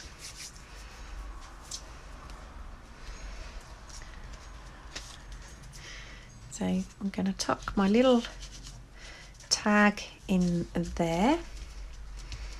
Just make sure that's completely dry. It's still moving slightly because the glue is probably slightly thicker than I should have had. And then our two envelopes can go into our pouch. Okay, so I think the next thing is we're going to talk about tags. In this section, I'm just going to make a few very, very simple tags using the kit that came with the course. And I'm also going to show you a couple of other tags I have made. I'll explain how I made them, and I'm also going to add a couple of YouTube clips, links, just for you to kind of have a look, maybe if you're interested to see what I did. Now, the first and most simple tag is using the tags in the kit. I've literally cut some out. I've backed them with craft card and I have sewn around the edge. Now, you could actually print these onto something like the heavyweight matte photo paper and cut them out. That's the easiest and most simple way to make a tag. You could back them still, but you don't have to sew them. And what I'm going to do, just to make these ever so slightly more interesting, is I've cut out and inked a few labels, and I'm just going to decide where I'm going to glue these And we've got a lot of space on this tag, so that's perfect for a label. Quite like the text here and the text there, so I'm going to kind of put that in the middle, and then this one I'm going to add at the bottom. All I've done is matched up the colours and then decide where I'm going to add the label. Now I'm using a lot of labels throughout these attaches, so I'm kind of carrying on that theme. You might choose to use a completely different theme and approach. I like doing lots of collaging and layering and using labels and torn paper. Now I have linked a video that I made quite recently, and I made that particular ephemera for one of the attaches that I've made, and that was using vintage patterns. So I'm going to link that video, or certainly add the link to one of the documents. Now you may need to copy and paste that into your browser. I actually don't know if it's possible at this point to add links to YouTube, but I do want you to be able to see those if you haven't seen them already. So yeah, that's some of the ephemera that I made for one of these attaches, because it has a sewing theme. So I thought I would link that, and I will show you one of the other tags that I'm going to link the YouTube video for.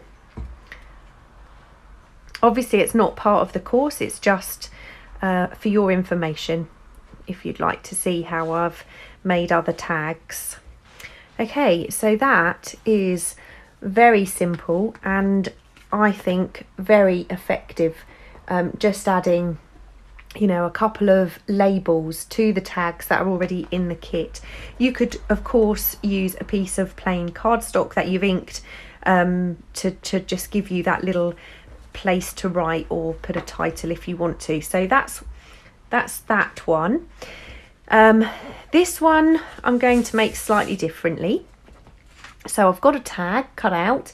This is 15 centimeters by 7 centimeters. I haven't inked the back, I've just inked the front. Now I have a piece of the tear paper, and I'm gonna do some layering on this, but in a very simple way. So I think I'm just gonna see that's actually pretty perfect in terms of size. What I'm gonna do is just tear the edge of this to make it a little bit more interesting.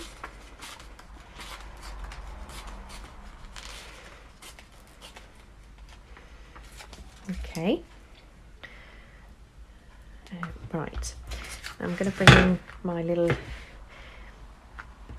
inking mat. And I'm just going to ink my torn edge.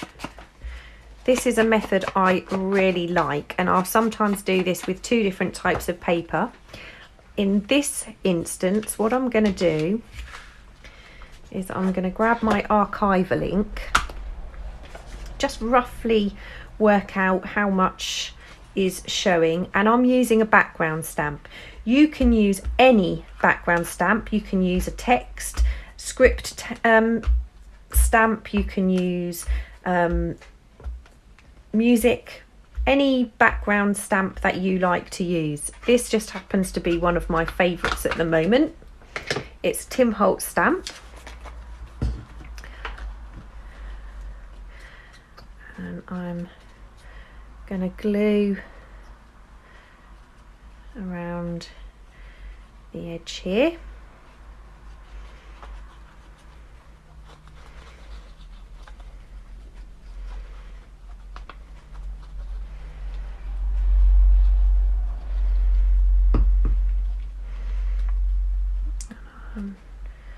Put that down.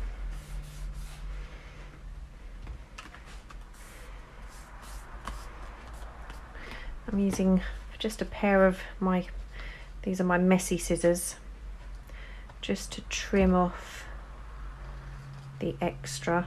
Probably, if you're doing this, ought to wait for your glue to dry, but obviously we're filming, so there we go.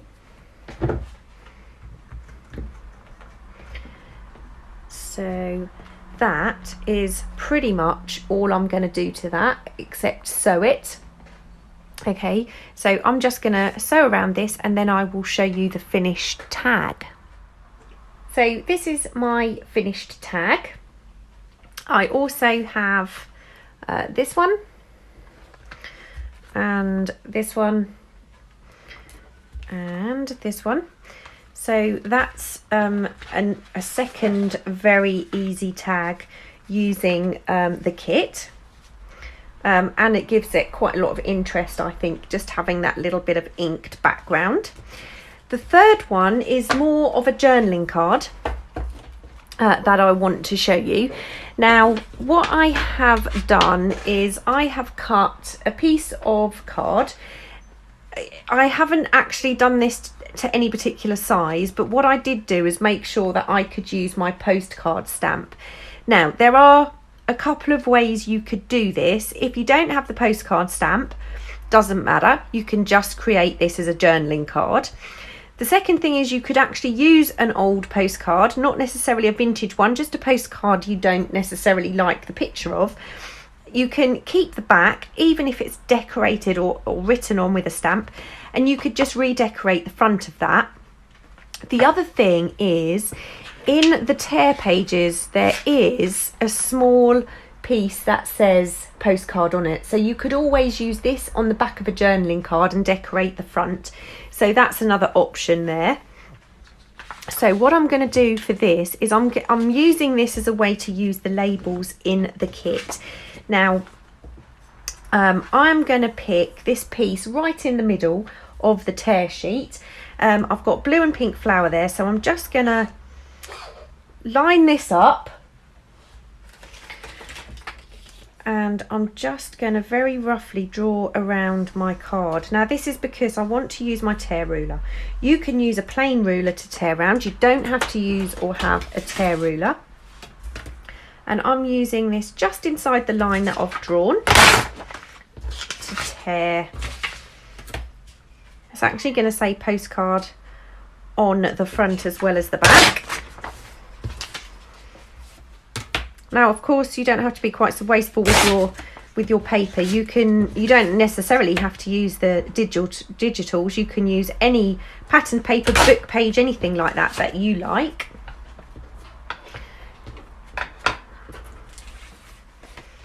I'm just going to ink the edge of this, and this will show you how effective but very easy this can be.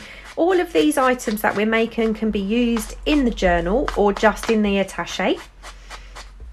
So you could add these to the journal as the same as you can use any of the pockets and things like that in the journal as well.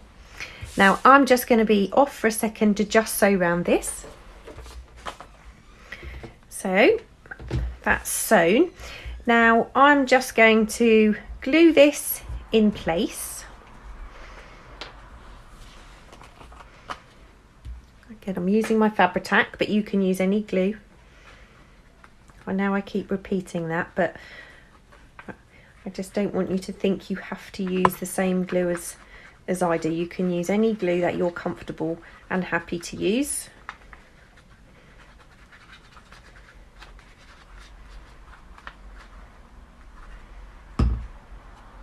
I think it's the teacher side of me repeating myself. Okay, now I've cut a label from the kit, and I'm just going to decide where on here I'd like to add it. It makes this quite busy, but I like it. I like the layered look of all the tear paper and then having even more layered on top of it. Now, obviously, again, you can use any label, any paper, whatever you want. I just wanted to show you how effective it is to use the kit for very simple journaling cards. And these are the other ones I have done. I've used all 4 of the tags. Now obviously the label, sorry, I'm only going to be using one of each in each attache that I have made. But you could absolutely make a whole set of these if you wanted to pop into the little pouch we made. There are so many options, and you know, I've tried to create a kit for this course that's quite flexible and usable, with lots of different elements that you might choose to use or not. It's entirely up to you. So the next section, there are just a couple of videos that I've included, like I said, of tags I have made. I'm just going to grab the attache that we have made during this, and I'm going to show you a couple of tags that I have included and something else.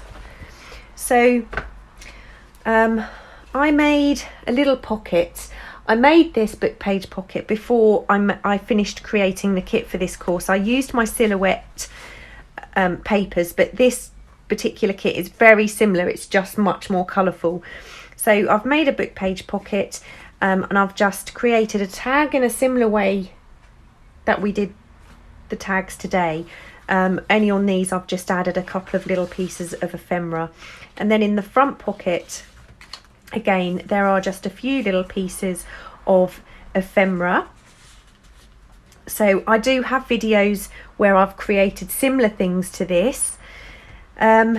This is one of my T-card tags, and this is one of the YouTube videos that I have given you the link to. So hopefully if you haven't seen this already, you could kind of pop along and have a look at this particular tag.